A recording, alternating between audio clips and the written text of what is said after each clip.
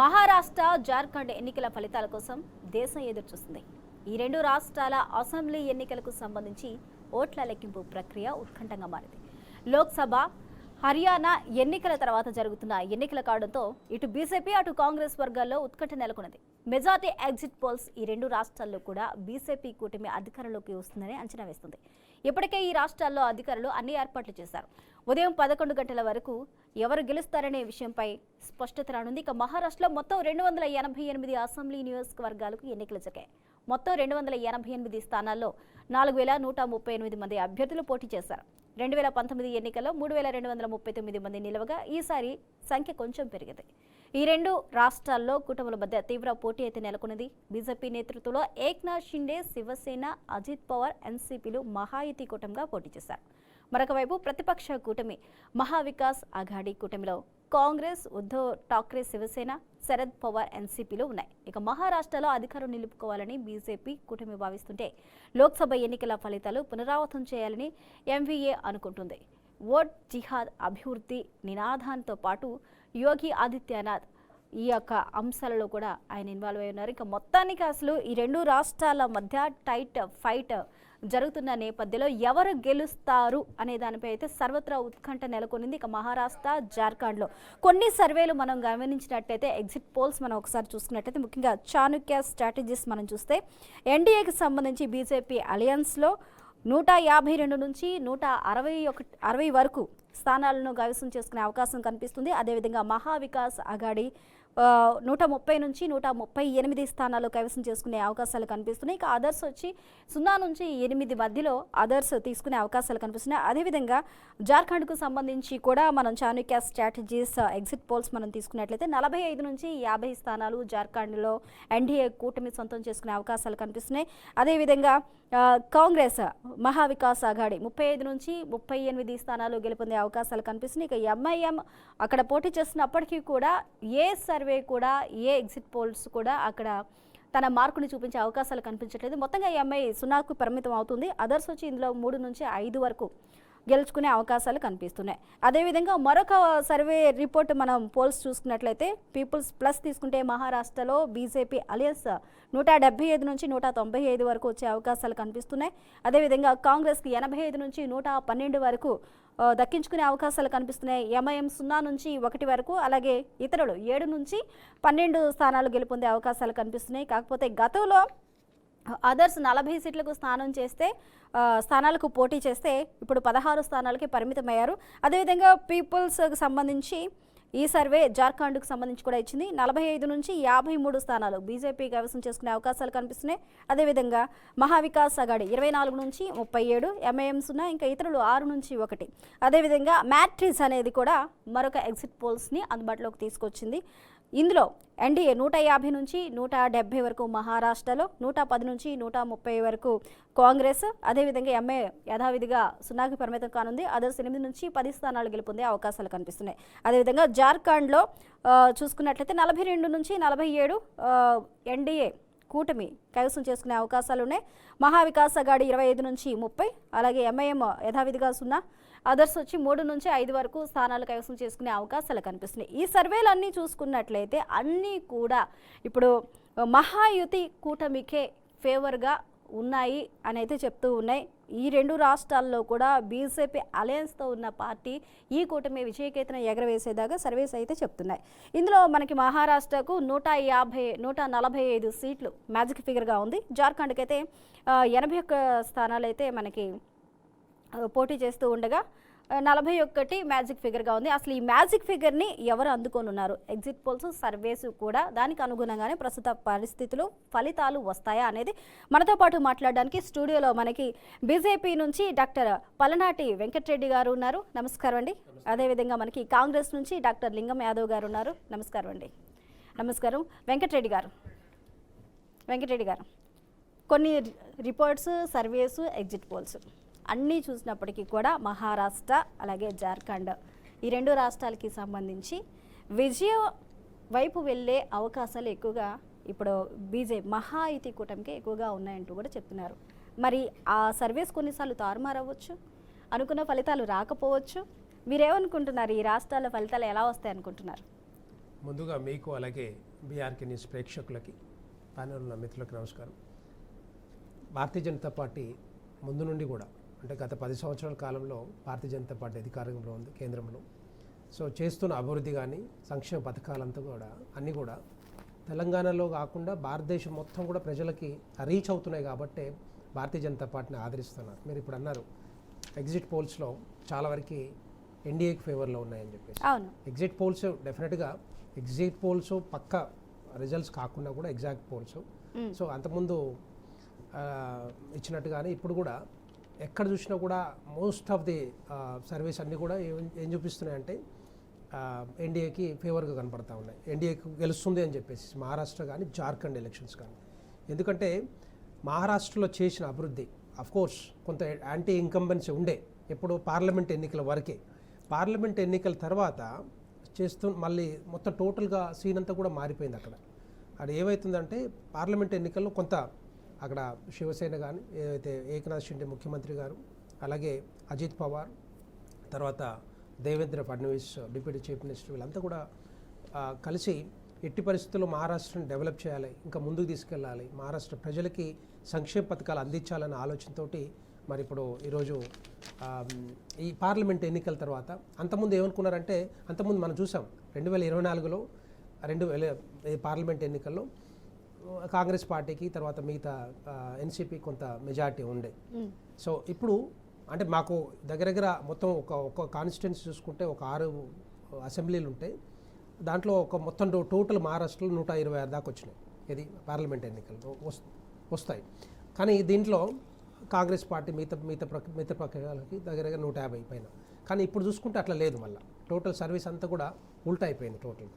ఎందుకంటే చేస్తున్న అభివృద్ధి కానీ సంక్షేమ పథకాలు కానీ రీచ్ అవుతున్న ఏదైతే Bharatiya Janata Party door to door campaign కానీ, ఎందుకంటే ఇన్ని రోజుల నుంచి ఎన్ని సంవత్సరాల నుంచి సరిగా క్యాంపెయిన్ సరిగా చేయలేక మైక్రో మేనేజ్మెంట్ కానీ రిసోర్సెస్ యూటిలైజ్ చేసుకోలేక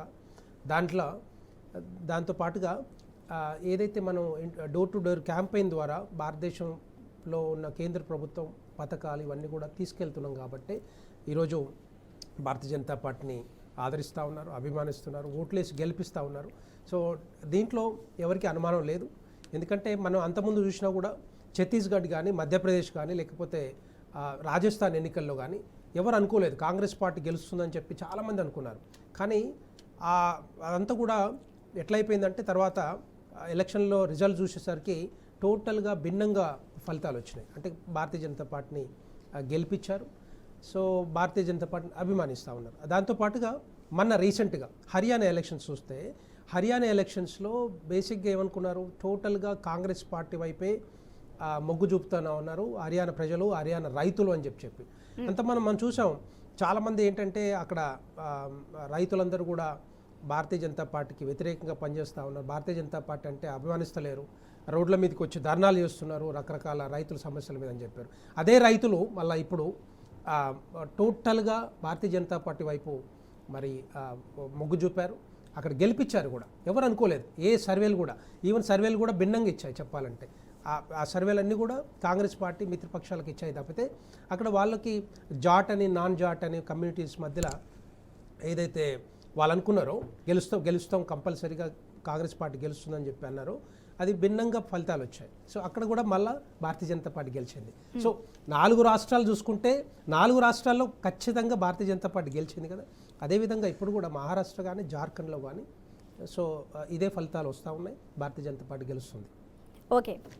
ఓకే వెంకటరెడ్డి గారు, ఒక నిమిషం ఉండండి. అలాగే మనకి జూమ్ లైవ్లో కూడా మనకి గెస్ట్లు అందుబాటులో ఉన్నారు. మస్తాన్ రావు గారు అనలిస్ట్, అలాగే ఉప్పాల లక్ష్మణ్ గారు అనలిస్ట్, అలాగే బొమ్మిరే రామ్మూర్తి గారు టీఆర్ఎస్ నుంచి కూడా అందుబాటులో ఉన్నారు. అందరికీ నమస్కారం అండి. నమస్కారం, వెరీ గుడ్ మార్నింగ్ అండి. ఒక నిమిషం మనం లింగం యాదవ్ గారితో మాట్లాడదాం. లింగం యాదవ్ గారు నమస్కారం. టైట్ ఫైట్ ఏంటి, ఒక విధమైన టెన్షన్ ఏమన్నా కనిపిస్తూ ఉందా? ఎందుకంటే పోల్స్ చూసిన తర్వాత, సర్వే రిపోర్ట్స్ చూసిన తర్వాత, ఇంకా మోరోవర్ ఎగ్జిట్ పోల్స్ చూసిన తర్వాత అన్నీ కూడా బీజేపీకి అనుకూలంగానే ఈ సర్వేలు అనేవి రావడం జరిగింది. ఎగ్జిట్ పోల్స్ కూడా అదే విధంగా వచ్చాయి. దానికి అనుగుణంగానే ఫలితాలు ఉంటాయా? ఈ టైప్ ఆఫ్ టెన్షన్ ఏమన్నా మీలో కనిపిస్తుంది అంటే మరి కాసేపట్లో ఆల్రెడీ కౌంటింగ్ ప్రక్రియ అయితే మనకి స్టార్ట్ అయింది. కౌంటింగ్ కేంద్రాల దగ్గర ఆల్మోస్ట్ 144 సెక్షన్ అయితే కంటిన్యూ అవుతూ ఉంది. ఫస్ట్ ఫలితం ఇంకా మనకి రాకపోయినప్పటికీ కూడా కౌంటింగ్ అయితే ప్రారంభమైంది. ఎలా ఉంది మీకు? గుడ్ మార్నింగ్ అండి. ముందుగా మీకు బీఆర్కే న్యూస్ ప్రేక్షకులకు, పెద్దలు, కోపానిస్టులందరికీ నమస్కారం. డెఫినెట్గా అండి, ఇవాళ దేశవ్యాప్తంగా నరేంద్ర మోడీ ప్రధానమంత్రి అయిన తర్వాత ఇవాళ దేశ ప్రజలందరూ కూడా 10 ఏళ్ల నుంచి, ఇవాళ దాదాపు 11 సంవత్సరాల నుంచి దేశ ప్రజలు ప్రత్యేకించి నరేంద్ర మోడీ బీజేపీ పరిపాలన అందరినీ కూడా ఇవాళ గమనిస్తున్నారు. ఇవాళ మనం మహారాష్ట్ర ఎలక్షన్ని, జార్ఖండ్ ఎలక్షన్ కనుక మనం మాట్లాడుకుంటే మహారాష్ట్ర జాగ్రఫికల్ కండిషన్స్ కూడా మనం ఒకసారి అర్థం చేసుకోవాలి. ఇవాళ మహారాష్ట్ర అక్కడ ఉన్నటువంటి లోకల్ సమస్యలు ఇవాళ ఎలక్షన్లో ప్రతిబింబించడం జరిగింది. ఇవాళ బీజేపీ మహారాష్ట్రలో ఏ విధంగా ఎన్సీపీని, అదేవిధంగా శివసేనని చీల్చి ఇవాళ అక్కడ బీజేపీ కుట్రపూరితంగా ప్రభుత్వాన్ని ఏర్పాటు చేసిందో ఇవాళ మహారాష్ట్ర ప్రజలు ఇంకా మర్చిపోలేదు. అదేవిధంగా ఇవాళ మహారాష్ట్రలో మేజర్గా ఇన్ఫ్లేషను, ఇవాళ అదేవిధంగా అన్ఎంప్లాయ్మెంట్ అనేది పెద్ద సమస్య, అగ్రేరియన్ క్రైసిస్. ఇవాళ రైతులు మహారాష్ట్రలో మనందరూ తెలుసండి, దేశంలోనే రైతులు ఎక్కువగా ఆత్మహత్యలు చేసుకునేటువంటి ప్రాంతము విదర్భ, మరాఠ్వాడా. సో ఇవాళ ప్రజలందరికీ బీజేపీ ఏం చేసిందనేది ఇవాళ మహారాష్ట్ర ప్రజలు చాలా స్పష్టంగా అర్థం చేసుకుంటారు. ఇవాళ ఇదే మరాఠ్వాడాలు, విదర్భ రీజన్లో ఇవాళ బీజేపీకి వ్యతిరేకంగా ఉన్నాయి. అదేవిధంగా మనం ఇవాళ ముంబై సబర్బన్లో చూసుకున్నా కూడా కొంకన్ రీజను, వెస్ట్రన్ మహారాష్ట్ర చూసుకున్నా, అంటే ఏ విధంగా మహారాష్ట్రను చూసుకున్నా కూడా ఇవాళ బీజేపీకి వ్యతిరేకంగా ఇవాళ ఫలితాలు చాలా స్పష్టంగా రాబోతున్నాయి. ఇవాళ మహారాష్ట్రలో మహా వికాస్ ఆగాడికే ఇవాళ అక్కడ ప్రజలు పట్టం కట్టబోతున్నారు. ఇక మీరు సర్వే చెప్తున్నారు, సర్వేలు మనం చూసామండి. ఇవే సర్వేలు మొన్న గతంలో ఏం చెప్పాయి, ఇవాళ మన హర్యానా ఎలక్షన్లో కూడా ఏం చెప్పినాయి, ఎవరి కోసం పనిచేస్తున్నాయి, వాళ్ళు శాంపిల్ కలెక్షన్ ఎంత తీసుకుర్రు, ఇవాళన్నీ కూడా మనం చాలా సందర్భాలలో మనం అర్థం చేసుకున్నాం. నేనేమంటున్నంటే ఇవాళ మహారాష్ట్ర ప్రజలు చాలా స్పష్టమైన తీర్పు ఇవ్వబోతున్నారు. మహా వికాస్ అఘాడీకి, కాంగ్రెస్ పార్టీ నేతృత్వంలోని మహా వికాస్ అఘాడీకి ఇవాళ చాలా స్పష్టంగా తీర్పు రాబోతుంది. ఇవాళ వెయిట్ చేయండి, మీరు చూడండి.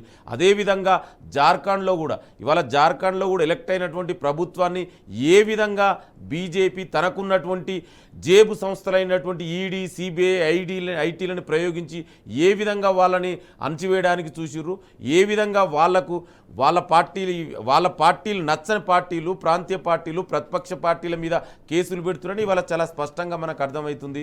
ఇవన్నీ చూసి డెఫినెట్ కూడా ఇవాళ జార్ఖండ్లో, మహారాష్ట్రతో పాటు ఇవాళ దాదాపు 46 పైగా ఇవాళ బై ఎలక్షన్స్ కూడా ఉన్నాయి.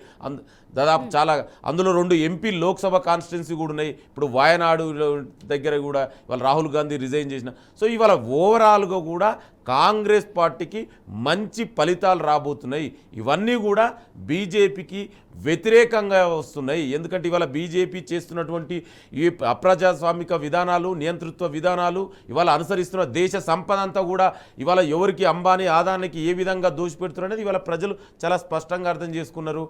ఇవాళ అందుకే ఈ యొక్క ఫలితాలు కాంగ్రెస్ పార్టీకి అనుకూలంగా రాబోతున్నాయి. ఓకే యాదవ్ గారు, ఒక నిమిషం హోల్డ్లో ఉండండి. లక్ష్మణ్ గారు, ఇక్కడ గతంలో మనం చూసుకున్నట్లయితే ఒకే ప్రాంతీయ పార్టీగా ఉన్నవి 2 ప్రాంతీయ పార్టీలుగా విడిపోయి శివసేన, ఎన్సీపీ చీలిపోయి ప్రత్యర్థులుగా మారి వేరువేరు కూటమిలో అనేవి వాళ్ళు పోటీ చేయడం జరిగింది. ఒకరు ఎన్డీఏలో ఉంటే ఒకరు మహావికాస్ అఘాడీలో ఉన్నారు, ఒకరు మహాయుతిలో ఉంటే మహావికాస్ అఘాడీలో ఒకరు ఉన్నారు. అయితే ఈ విడిపోవడం వల్ల ఈ కూటములకి ప్లస్ అవుతుందా, మైనస్ అవుతుందా? ఎంతవరకు వీరి వల్ల ఆ కూటములకి ప్లస్ అయ్యి అధికారులకు వచ్చే అవకాశాలు కనిపిస్తూ ఉంటాయి? ఈ భిన్నమైన పరిస్థితిని మనం ఎలా చూడొచ్చు అంటారు లక్ష్మణ్ గారు? మహారాష్ట్రలో కానీ, జార్ఖండ్లో కానీ చిన్న చిన్న పార్టీల కంటే బీజేపీ ప్రధాన పాత్ర. మీరు అన్నట్టు శివసేన పార్టీ రెండుగా చీలటము అన్నది ఆ పార్టీ లాభం ఉండే అవకాశం లేదు. అలాంటి పరిస్థితుల్లో ఒక వింగేమో బీజేపీతో ఉంది, రెండవ వింగేమో కాంగ్రెస్తో. కాంగ్రెస్తో ఉండటం వలన ప్రయోజనమా అని ఓటర్లు ఎక్కువ ఆలోచించినప్పుడు ఆ వింగ్కు మెజారిటీ సీట్లు వచ్చే అవకాశం. కానీ ఇవాళ కాంగ్రెస్ పార్టీ ఇంకా బలపడలేదు. నేనైతే బలహీన పడింది అనలేను కానీ ఇంకా బలపడాలి, ఇంకా బలపడలేదు. అందువల్ల ఇంకా బలపడే అవకాశాలు ఇప్పుడు కాబట్టి తర్వాత రావచ్చు. ఎందుకంటే బీజేపీ వైఫల్యాలు దేశ ప్రజలు ఇంకా పూర్తిగా గుర్తించే అవకాశాలు కూడా రావచ్చు. అందువలన ఇక్కడ ఈసారి ఎన్నికల్లో కూడా ఈ 2 రాష్ట్రాల్లో కూడా బీజేపీ కూటమిదే గెలిచే అవకాశాలు ఎక్కువ కనిపిస్తున్నాయి. సరే సర్వేలు ఎన్ని చెప్పినా కూడా ఒక్కొక్క సందర్భంలో ఓటర్ల యొక్క నాడి పట్టుకోవటం ఇబ్బంది అవుతుంది. మనం హర్యానా చూసాము, అంతకుముందు ఉత్తరప్రదేశ్ కూడా చూసాము. ఓడిపోతున్నాయి. ఇక్కడ బీజేపీ నాడు బీజేపీ వచ్చింది. అంటే సైలెంట్ ఓటర్లు ఎవరైతే వాళ్ళను పచ్చగట్టడం అనేది సర్వే సంస్థలు కూడా సాధ్యం కాదు. ఎందుకంటే భయపడే వాళ్ళు బయటకు ఏం చెప్పరు, ఏం చెప్తే తలుపుతారు. అందువల్ల అక్కడ జార్ఖండ్ చూస్తే జరిగినటువంటి అవినీతి దౌర్జన్యము అన్నది తీరు నిజంగా జనాలకు నచ్చడం లేదు.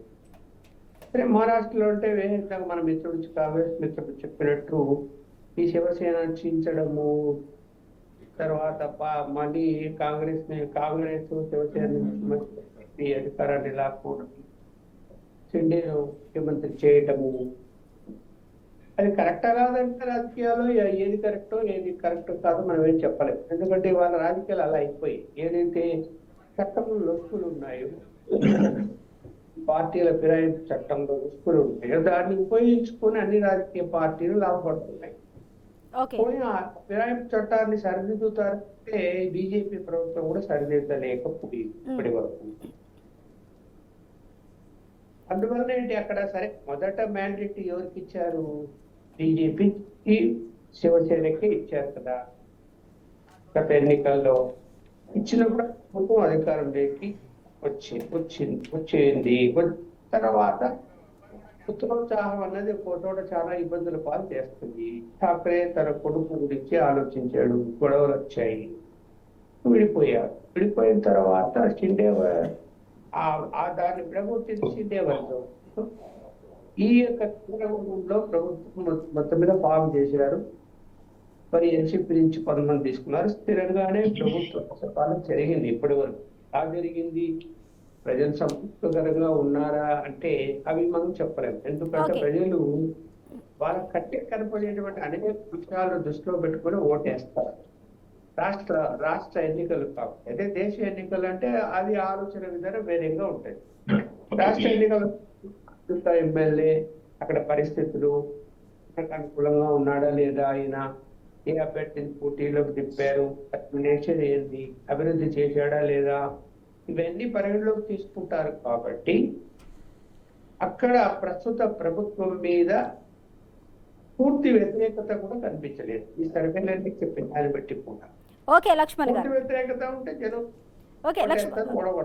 లక్ష్మణ్ గారు, మనకి మొదటిగా కొన్ని ఫలితాలు అయితే ఇప్పుడు తొలి ఫలితాలు అయితే మనం ఇక్కడ చూడొచ్చు. మహారాష్ట్రకి సంబంధించి 288 అసెంబ్లీ స్థానాల్లో ఎన్డీఏ 24 స్థానాల్లో ప్రస్తుత ఆధిక్యాన్ని చూపిస్తుంది. అదేవిధంగా ఇండియా కూటమి వచ్చేసి 5 స్థానాల్లో ఆధిక్యాన్ని కనిపిస్తుంది.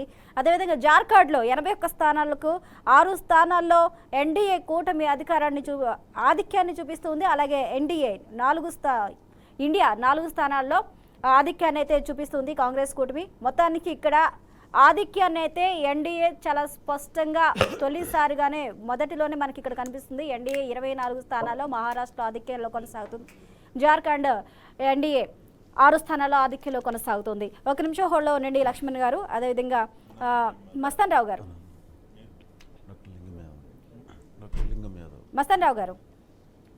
గుడ్ మార్నింగ్ మస్తాన్ రావు గారు. గుడ్ మార్నింగ్ అండి. మస్తాన్ రావు గారు, తొలి ఫలితం అయితే మనకి ఇక్కడ కనిపిస్తుంది. వెరీ గుడ్ మార్నింగ్ అండి. తొలి ఫలితాలు మనకి ఇక్కడ కనిపిస్తూ ఉన్నాయి. ఎగ్జిట్ పోల్స్ ఏవైతే ఇచ్చాయో దానికి అనుగుణంగానే ఇక్కడ ఎన్డీఏ కూటమి మహారాష్ట్రలో 24 స్థానాల్లో ఆధిక్యాన్ని కనబరుస్తూ ఉంది. అదేవిధంగా జార్ఖండ్లో 6 స్థానాల్లో ఆధిక్యాన్ని కొనసాగిస్తూ ఉంది. ఇండియా కూటమి వచ్చి 5 స్థానాల్లో మహారాష్ట్రలో ఆధిక్యం దిశగా వెళ్తుంది. అదేవిధంగా కాంగ్రెస్ వచ్చేసి 4 4 స్థానాల్లో జార్ఖండ్లో ఆధిక్యాన్ని కొనసాగిస్తుంది. ఇక్కడ ఆధిక్యం అనేది ఎన్డీఏ కూటమిలో చాలా స్పష్టంగా తొలి ఫలితాల్లోనే మనకు కనిపిస్తుంది. ఎలా చూడొచ్చు అంటారు? దానిలో ఉన్న పెద్దలకు ఏఆర్కే న్యూస్ వారికి మీకు అంటే ఇప్పుడు వస్తున్న ఫలితాలన్నీ చూసినట్లయితే మొదట మనకి తొలి గంటల్లో చూసినట్లయితే పోస్టల్ ఓట్లకు సంబంధించి మాత్రమే ఈ ఫలితాలు అనేది ఈ మెజారిటీ ఆ ట్రెండ్స్ అనేవి తెలుస్తూ ఉంటాయండి. ఒక గంట అయిన తర్వాత అసలు ఈవీఎంలకు సంబంధించి కూడా వెళ్ళిలోకి వచ్చే అవకాశం ఉంది. అయితే మొత్తంగా చూస్తే మనకి ఈ సర్వే సంస్థలు ఎగ్జిట్ పోల్స్ లో చెప్పిన దాని ప్రకారం చూస్తే బీజేపీకి చాలా ప్రయారిటీ ఉంది అక్కడ ప్రభుత్వాలను ఏర్పాటు చేయడానికి. విన్నింగ్ పార్టీగా ఎన్డీఏని చెప్తా వస్తా ఉన్నాయి. సో ఎగ్జిట్ పోల్స్ అనేది అన్ని సందర్భాల్లో సక్సెస్ఫుల్ గా నడుస్తాయని చెప్పడానికి వీల్లేదు. హర్యానానే తాజా ఉదాహరణ. మనకి మొదటంతా కూడా ఇండియా కూటమి వస్తుందని చెప్పారు. చివరి 2-3 గంటల్లో కూడా మారిపోయి ఎన్డీఏ అధికారంలో 3వ అధికారంలో చేపట్టిన పరిస్థితి. అంటే ఇక్కడ మొత్తంగా చూసినట్లయితే ఏంటంటే మహారాష్ట్ర ఎన్నికలకు సంబంధించి బీజేపీ చాలా జాగ్రత్తలు తీసుకుందండి. బీజేపీ చాలా జాగ్రత్తలు తీసుకుంది. ఎందుకంటే 6 నెలల క్రితం జరిగిన లోక్సభ ఎన్నికల్లో బీజేపీ కూటమి కేవలం 17 స్థానాలు మాత్రమే గెలుచుకుంది. అంటే దారుణంగా దెబ్బతింది అక్కడ. ఆ నేపథ్యంలో అక్కడ మహాగాడి కూటమి ఏదైతే ఉందో, మహావికాస్ అకాడమీ కూటమి ఏదైతే ఉందో అది 30 స్థానాలపైకి గెలుచుకుంది. సో ఆ రోజు ఏమైందంటే లోక్సభ ఎన్నికల్లో ఈ విధమైన ఓటమి రావడంతో మహారాష్ట్ర పట్ల, అంటే మనకి ఢిల్లీలో ఎటు ఆమ్ ఆద్మీ పార్టీనే అక్కడ అధికారంలో ఉంటది. అంటే మహానగరాల్లో, అంటే మన దేశ రాజధాని ఢిల్లీలో లేదు, ఆర్థిక రాజధాని అనే ముంబై నగరాన్నైనా క్యాప్చర్ చేయాలనే దీనిలో, అదే నిలబెట్టుకోవాలనే దీనిలో బీజేపీ ఎప్పుడు ప్రయత్నిస్తా ఉంది. నిజానికి మొన్న లోక్సభ ఎన్నికల్లో చూసినట్టే రైతులు తీవ్ర స్థాయిలో దెబ్బకొట్టారు. ఎందుకంటే అక్కడ ఉల్లిపాయ రైతులు కానీ, ప్రత్తి రైతులు కానీ, సోయాబీన్ రైతులు కానీ, వ్యవసాయం మీద ఆధారపడిన వాళ్ళంతా కూడా బీజేపీకి ఎగ్నెస్ట్ గా ఓటేశారు. దానికి ప్రధాన కారణం ఉల్లిపాయలను కూడా చెప్పొచ్చు. ఎందుకంటే అప్పట్లో గత డిసెంబర్ లో ఏమైందంటే ఉల్లిపాయలకు సంబంధించి ఎగుమతి అనుమతి ఇచ్చింది ఎన్డీఏ ప్రభుత్వం. దాంతో అక్కడ ఉన్న రైతులందరూ కూడా ఎగ్నెస్ట్ అయ్యారు. ఆ ప్రభావం నేపథ్యంలో మేలో ఉల్లిపాయల మీద ఎగుమతుల్ని నిషేధించి మళ్ళీ యథాతథిగా చేసినప్పటికీ కూడా రైతులు శాంతించలేదు. రైతులు ఎన్డీఏకి వ్యతిరేకంగా ఓటేసిన పరిస్థితి ఉంది. అలాగే అవన్నీ నేపథ్యంలో అక్కడ అధికారం హస్తగతం చేర్చుకోవడం, నిలబెట్టుకోవడం అనేది బీజేపీ అనేది చాలా కసరత్తు చేసింది. అంటే తిరుగుబాటు అభ్యర్థులను తగ్గించడం కానీ, లేదంటే వాస్తవ పరిస్థితులకు అనుగుణంగా పొత్తు పెట్టుకోవడం కానీ ఏదైనా చేసింది. అయితే బీజేపీ టోటల్ గా చూస్తే జమిలీ ఎన్నికలకు వెళ్లే నేపథ్యంలో ఈ రోజు ఇక్కడ మహారాష్ట్రలో కానీ, అటు జార్ఖండ్ లో కానీ విజయం సాధించాలనే ఒక వ్యూహం ప్రకారం అది వెళ్ళిందని చెప్పొచ్చు మనం. అయితే ఇక్కడ మనం చూసినట్లయితే మహారాష్ట్రకి సంబంధించి తొలి నుంచి కూడా యాక్చువల్ గా లాస్ట్ 5 years లో 2019లో ఎన్నికలు ఫలితాలు వచ్చినప్పటి నుంచి చూస్తే బీజేపీ అక్కడ అధికారాన్ని నిలబెట్టుకోవడానికి నానా అగచాట్లు పడింది. ఎందుకంటే దేశంలో ఎక్కడా లేదు 2019 నుంచి 24 మధ్య గవర్నర్ 5 సార్లు ప్రమాణ స్వీకారానికి ఏర్పాట్లు చేయాల్సి వచ్చింది. మొదట్లోనేమో దేవేంద్ర ఫడ్నవీస్, అజిత్ పవార్ చేశారు. వాళ్ళు 80 గంటలు మాత్రమే అధికారంలో ఉన్నారు. ఆ తర్వాత మహావికాస్ అఘాడీ కూటమి పొత్తు పెట్టుకొని అది ఒక 2 సంవత్సరాల పాటు అధికారంలో ఉంది, అంటే కాంగ్రెస్ పార్టీ కూటమి. ఆ తర్వాత మళ్ళీ అటు శివసేనని ఏక్నాథ్ షిండే రూపంలో చీల్చింది, అదేవిధంగా ఎన్సీపీని అజిత్ పవార్ రూపంలో చీల్చింది. ఆ చీల్చడం ద్వారా మహారాష్ట్రలో బీజేపీ తన అధికారాన్ని నిలబెట్టుకుంటూ వస్తుంది. దీనికోసం అస్సాంలో కొన్ని రిసార్ట్ రాజకీయాలు చేసింది, అదేవిధంగా ముంబైలో, లేకపోతే గుజరాత్ మళ్ళీ కాంగ్రెస్ పార్టీ పంపించారు. ఈ విధమైన ఇందాక లక్ష్మణ్ గారు చెప్పినట్లు మనకి ఏదైతే పార్టీ ఫిరాయింపుల చట్టం ఉన్నప్పటికీ కూడా అదన్నీ తూట్లు పొడుస్తూ ఆ బీజేపీ ఇక్కడ అధికారాన్ని హస్తగతం చేసుకుంటానికి ఎవరైతే ముఖ్యమంత్రి అభ్యర్థిత్వాన్ని పోటీ పడతా ఉన్నారో అటు ఏక్నాథ్ షిండే గాని, ఇటు అజిత్ పవార్ గాని, వాళ్ళని ఆయా పార్టీల్ని రెచ్చగొట్టి చీల్చే పరిస్థితి చేసింది. ఎంతో అనుభవం ఉన్న శరద్ పవార్ కూడా ఆ చీలికని ఆపలేని పరిస్థితి ఉంది. సో కాంగ్రెస్ పార్టీ కూడా చేష్టలుడికి చూడాల్సి వచ్చింది. బీజేపీ జాతీయ స్థాయిలో అధికారంలో ఉన్నప్పుడు ఈ విధమైన రాజకీయం చేసింది అక్కడ. అంటే దానికి ప్రజలు ఎగ్నెస్ట్ గా తీర్పు ఇచ్చినప్పటికీ కూడా ప్రత్యర్థి పార్టీల్లో ఉన్న లుకలుకలని సాకుగా తీసుకొని అజిత్ పవార్ని ఏక్నాథ్ షిండేని రెచ్చగొట్టి వాళ్ళని ఆయా పార్టీలు చీల్చి వాళ్ళని తమ కూటమిలోకి తీసుకొని ఈ రోజు అధికారం నిలబెట్టింది. ఇప్పుడు అదే వర్గాలతో అంటే మనం చూసినట్టయితే శివసేనకేమో 2 వర్గాలు, ఎన్సీపీకి 2 వర్గాలు. ఇప్పుడు ప్రజలంతా చూస్తా ఉన్నారు. అంటే బీజేపీకి సంబంధించి ఏ విధమైన అంటే ఈ రాజకీయాలను వాళ్ళు హర్షిస్తారా లేదా స్థానికంగా శివసేన లేదా ఎన్సీపీ అజిత్ పవార్ వర్గం ఏక్నాథ్ షిండే వర్గానికి మొగ్గు చూపుతారా, లేదా శివసేనకి సంబంధించి బాల్ ఠాక్రే వారసుడైన ఉద్ధవ్ ఠాక్రేని అదేవిధంగా శరద్ పవార్ని అనుభవకుడైన ఆ పార్టీకి మొగ్గు చూపుతారా అనేది చూడాల్సిన అంశం అండి. మనం ఇక్కడ ఇంకోటి కూడా గమనించవచ్చు. జార్ఖండ్ విషయానికి వచ్చినా కూడా బీజేపీ ఇదే రాజకీయాన్ని అక్కడ చేసింది. హేమంత్ సోరెన్ ని సీఎం గా మహారాష్ట్ర జార్ఖండ్ ఎన్నికల ఫలితాలైతే కౌంటింగ్ కొనసాగుతుంది. ఇప్పటి వరకు మనం చూసుకున్నట్లయితే మహారాష్ట్రలో ఎన్డీఏ 44 స్థానాల్లో ఆధిక్యాన్ని కనబరుస్తుంది. జార్ఖండ్లో 22 స్థానాల్లో ఆధిక్యాన్ని కనబరుస్తుంది. అదేవిధంగా ఇండియా కూటమిని మనం చూసుకున్నట్లయితే మహారాష్ట్రలో 7 స్థానాల్లో, అలాగే జార్ఖండ్లో 9 స్థానాల్లో ఇండియా కూటమి ఆధిక్యాన్ని కనబరుస్తుంది. అదేవిధంగా ఇదే అంశం గురించి మనతో పాటు మాట్లాడడానికి BCom strategies solutions Hyderabad based organisation founder Madhu garu మనతో పాటు స్టూడియోలో అందుబాటులో ఉన్నారు. మధు గారు నమస్కారం అండి. గుడ్ మార్నింగ్ మధు గారు. ఇవి రిజల్ట్ అయితే ఫస్ట్ రిజల్ట్ మనం చూస్తూనే ఉన్నాము. ఫస్ట్ ఆధిక్యాన్ని ఎన్ని స్థానాల్లో ఏవేవి ఆధిక్యాల్లో ఉన్నాయో మనకి అక్కడ కనిపిస్తూ ఉంది. 44 స్థానాల్లో ఆధిక్యాన్ని మహారాష్ట్రలో ఎన్డీఏ కూటమి చూపిస్తుంది. అదేవిధంగా మనం జార్ఖండ్లో చూసుకున్నట్లయితే 22 స్థానాల్లో తన ఆధిక్యాన్ని అయితే ఎన్డీఏ చూపిస్తుంది. మరి తొలి విడతగా వస్తున్న ఈ ఆధిక్యాన్ని మనం ఎలా చూడొచ్చంటారు? సో వీటిని అయితే ఇప్పటి వరకు కన్సిడర్ చేయాల్సిన అవసరం లేదు. నాకు తెలిసి పోస్టల్ బ్యాలెట్ అదేదో 1-2 ప్లేస్లో అయి ఉంటుంది. సో మోస్ట్ ప్రాబబ్లీ మనం కరెక్ట్గా దాన్ని ఎస్టిమేట్ చేయాలంటే 9:30 అరౌండ్ 10 o'clock అయితే మనకు కొంచెం వేవ్ అన్నది తెలుస్తుంది. సో యాజ్ పర్ మేము ఇచ్చిన ప్రీపోల్ సర్వే ప్రకారము 2 కూడా ఎన్డీఏకి ఇవ్వడం జరిగింది. కాకపోతే 160-155 ఆ రేంజ్లో ఇవ్వడం జరిగింది. కంపల్సరీ బెంచ్ మార్క్ అయితే మా అనాలిసిస్ ప్రకారం దాటుతుంది. సో ఇప్పుడు విశ్లేషకులు చెప్తున్నటువంటి విషయం చీల్చడము ఇవన్నీ కూడా గత ఎన్నికల్లో జరిగిపోయినాయండి. ఇప్పుడు పార్లమెంట్ ఎలక్షన్ల తర్వాత అసెంబ్లీ ఎలక్షన్స్ వస్తే రిజల్ట్స్ ఒక రకంగా ఉంటాయి. అదేవిధంగా అసెంబ్లీ ఎలక్షన్స్ అయిపోయినాక పార్లమెంట్ ఎలక్షన్స్ వస్తే ఒక రకంగా ఉంటాయి. సో దీంట్లో చూసినట్లయితే యాంటీ ఇంకంబెన్సీ అనేది మోడీ గారికి రాహుల్ గాంధీ గారికి జరిగినటువంటి ఆ క్రమంలో అప్పుడు ప్రజలు అర్థం చేసుకోలేకపోయినారు అసలు ఏంటిది పరిస్థితి అని. అందుకోసం 2 జాతీయ పార్టీల మధ్యలో ఉన్నటువంటి దాంట్లో కొంత కాంగ్రెస్కు మొగ్గు చూపడం జరిగింది. కాంగ్రెస్కు వచ్చినటువంటి పర్సంటేజ్కు ఓట్లకు సమానంగా అంటే 16-17% ఉంది. ఇక్కడ బ్లైండ్ సింబల్ ఏంటంటే గత 5 ఎలక్షన్లు కనుక మనం చూసినట్లయితే మహారాష్ట్ర అనేది బీజేపీకి 26-28% ఉంటుందండి. అది ఎన్ని చీలినా ఓడిపోయినా గెలిచిన అంటే 100 ఓట్లు తీసుకున్నట్లయితే 28% యాజ్ అన్ యావరేజ్గా బీజేపీకి ఉంటుంది, ఒక 16-17% కాంగ్రెస్కి ఉంటుంది. సో ఈ ఓటు ట్రాన్స్ఫర్ అనేది ఇక్కడ పెద్ద అడ్వాంటేజ్. అంటే ఎవరైతే ఓటు ట్రాన్స్ఫర్ సరిగ్గా చేయగలిగినారో వాళ్ళు గెలిచే అవకాశం ఉంది. సో ఇప్పుడు మనం చెప్పుకున్నట్టు ఈ చీల్చడము, యాంటీ ఇంకంబెన్సీ, రైతులు విధానాలు ఇవన్నీ కూడా గత 6 నెలల క్రితం కూడా ఉన్నాయండి. ప్రజలు అందుకనే బీజేపీకి గట్టి దెబ్బ అప్పుడే ఇచ్చేసినారు పనిష్మెంట్. అయితే ఇక్కడ మనం ఏదైతే సెంట్రల్లో ఒక గవర్నమెంట్ ఉంది కాబట్టి ఇక్కడ స్టేట్లో మళ్ళీ ఇంకో గవర్నమెంట్కి ఇస్తే ఏమవుతుందనే కొన్ని ఇంటెలెక్చువల్స్ కూడా మాకు ఒక 4-5% అనాలిసిస్ ప్రకారం చెప్పగలిగినారు. అంటే ఇప్పుడు ఇవి ఇవ్వడం వల్ల ఏం జరుగుతుందని. దీంతోపాటు అనేక రకమైనటువంటి కారణాలు అక్కడ మనకున్నది. సో పార్లమెంట్లో ఓడిపోయిన తర్వాత షిండే ప్రభుత్వం ఏదైతే లడికి బహన్ యోజన పథకం పెట్టిందో అది మేజర్ గేమ్ చేంజర్గా ఇవాళ నిలవబడుతుంది. సో మేము ఇచ్చిన రిపోర్ట్లో కూడా ఫస్ట్ ఏదైతే గేమ్ చేంజర్ ఉందో అదే. సెకండ్ వచ్చేసి ఆర్ఎస్ఎస్ మూలాలు. ఎప్పుడైతే హర్యానాను చిన్న రాష్ట్రమైనా గట్టిగా కొట్టిందో బీజేపీ, అది ఖచ్చితంగా కాంగ్రెస్ గెలవాల్సినటువంటి ప్రభుత్వం. అది గెలిస్తే ఈరోజు పరిస్థితులు వేరే ఉండేది.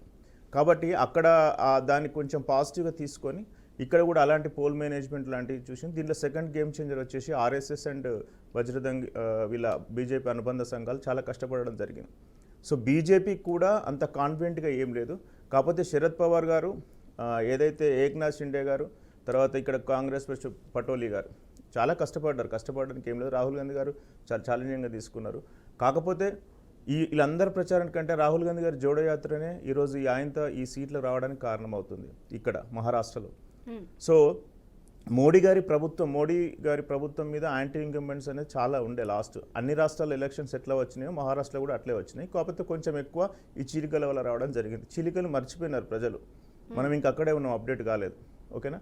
సో నెక్స్ట్ ఏంటంటే ఏదైతే శివసేన చీలిందో ఉద్ధవ్ ఠాకరే, బాల్ ఠాకరే వాళ్ళ యొక్క మెయిన్ ఎజెండానే హిందువులను అండగా నిలబడడం, మరాఠీలకు ఉండడం అనేవాళ్ళు.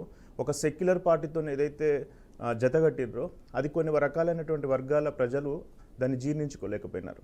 అదేవిధంగా ఈ మధ్యకాలంలో ఒక ముస్లిం బోర్డు వాళ్ళు కొన్ని 40 పాయింట్లతో మాకు ఇది బహిరంగంగా మాకు మద్దతు కావాలి అన్నప్పుడు దాని మీద ఎవరు స్పందించలేదు, ఏ పార్టీ కూడా స్పందించలేదు. ఎక్కడ మహావికాస్ అఘాడి నుంచి కాంగ్రెస్ కానీ ఇవి కానీ అవి కానీ, అది హిందూ పోలరైజేషన్కి చాలా ఉపయోగపడ్డది.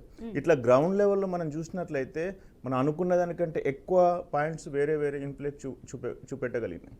సో ఇక్కడ ఇంకా చూసినట్లయితే మోడీ గారి ప్రచారం కూడా కాకుండా లో ప్రొఫైల్తో మెయింటైన్ చేసినారు. మహారాష్ట్ర అనేది చాలా పెద్దది, ఉత్తరప్రదేశ్ తర్వాత 288 సీట్స్ ఉంటాయి కదా, ఆ 288 సీట్స్లో 6 రీజన్స్లో మనం ఇక్కడ తెలంగాణ ఆంధ్ర ఎట్లా అనుకుంటామో 6 రీజన్స్ ఉన్నప్పుడు ఒక్కొక్క రీజన్లో ఒక్కొక్క పరిస్థితి అనేది ఉంది. దీంట్లో లాస్ట్ టైం బాగా డ్యామేజ్ చేసినటువంటి ప్రాంతం ఏదంటే విదర్భ, తర్వాత అదేవిధంగా మరత్వాడ అండ్ నార్త్ మహారాష్ట్ర, ముంబై కూడా. సో దాని మీద ఇప్పుడు దానికి ఫెయిల్యూర్ కారణం ఏమంటే లాస్ట్ టైము పోల్ మేనేజ్మెంట్లో ఎవరైతే ఉప ముఖ్యమంత్రిగా చేసిన దేవేంద్ర ఫడ్నవీస్ అండ్ గడ్కరీ గారు, సో వాళ్ళు ఇప్పుడు ఏం చేసినారంటే ఈసారి ఒక రీజన్ వైజ్గా తీసుకొని పోల్ మేనేజ్మెంట్ చేయడం జరిగింది. మహారాష్ట్ర మీ దగ్గర నుంచి చూసినప్పుడు అక్కడ. సో నాకు తెలిసినంత వరకు డ్యామేజ్ కంట్రోల్ని ఎంతవరకు తగ్గిస్తారు అనేది నాకు తెలిసి మరత్వాడ ముంబై అవి పోయినసారి కాంగ్రెస్కు విపరీతంగా వచ్చినాయి. ఇప్పుడు మనం 2024 అసెంబ్లీని స్ప్లిట్ చేసి చూస్తే మనకు 70 స్థానాల్లో కాంగ్రెస్ మెజార్టీ ఉంది, బీజేపీకి వచ్చేసి ఒక 70 స్థానాల్లో ఉంది.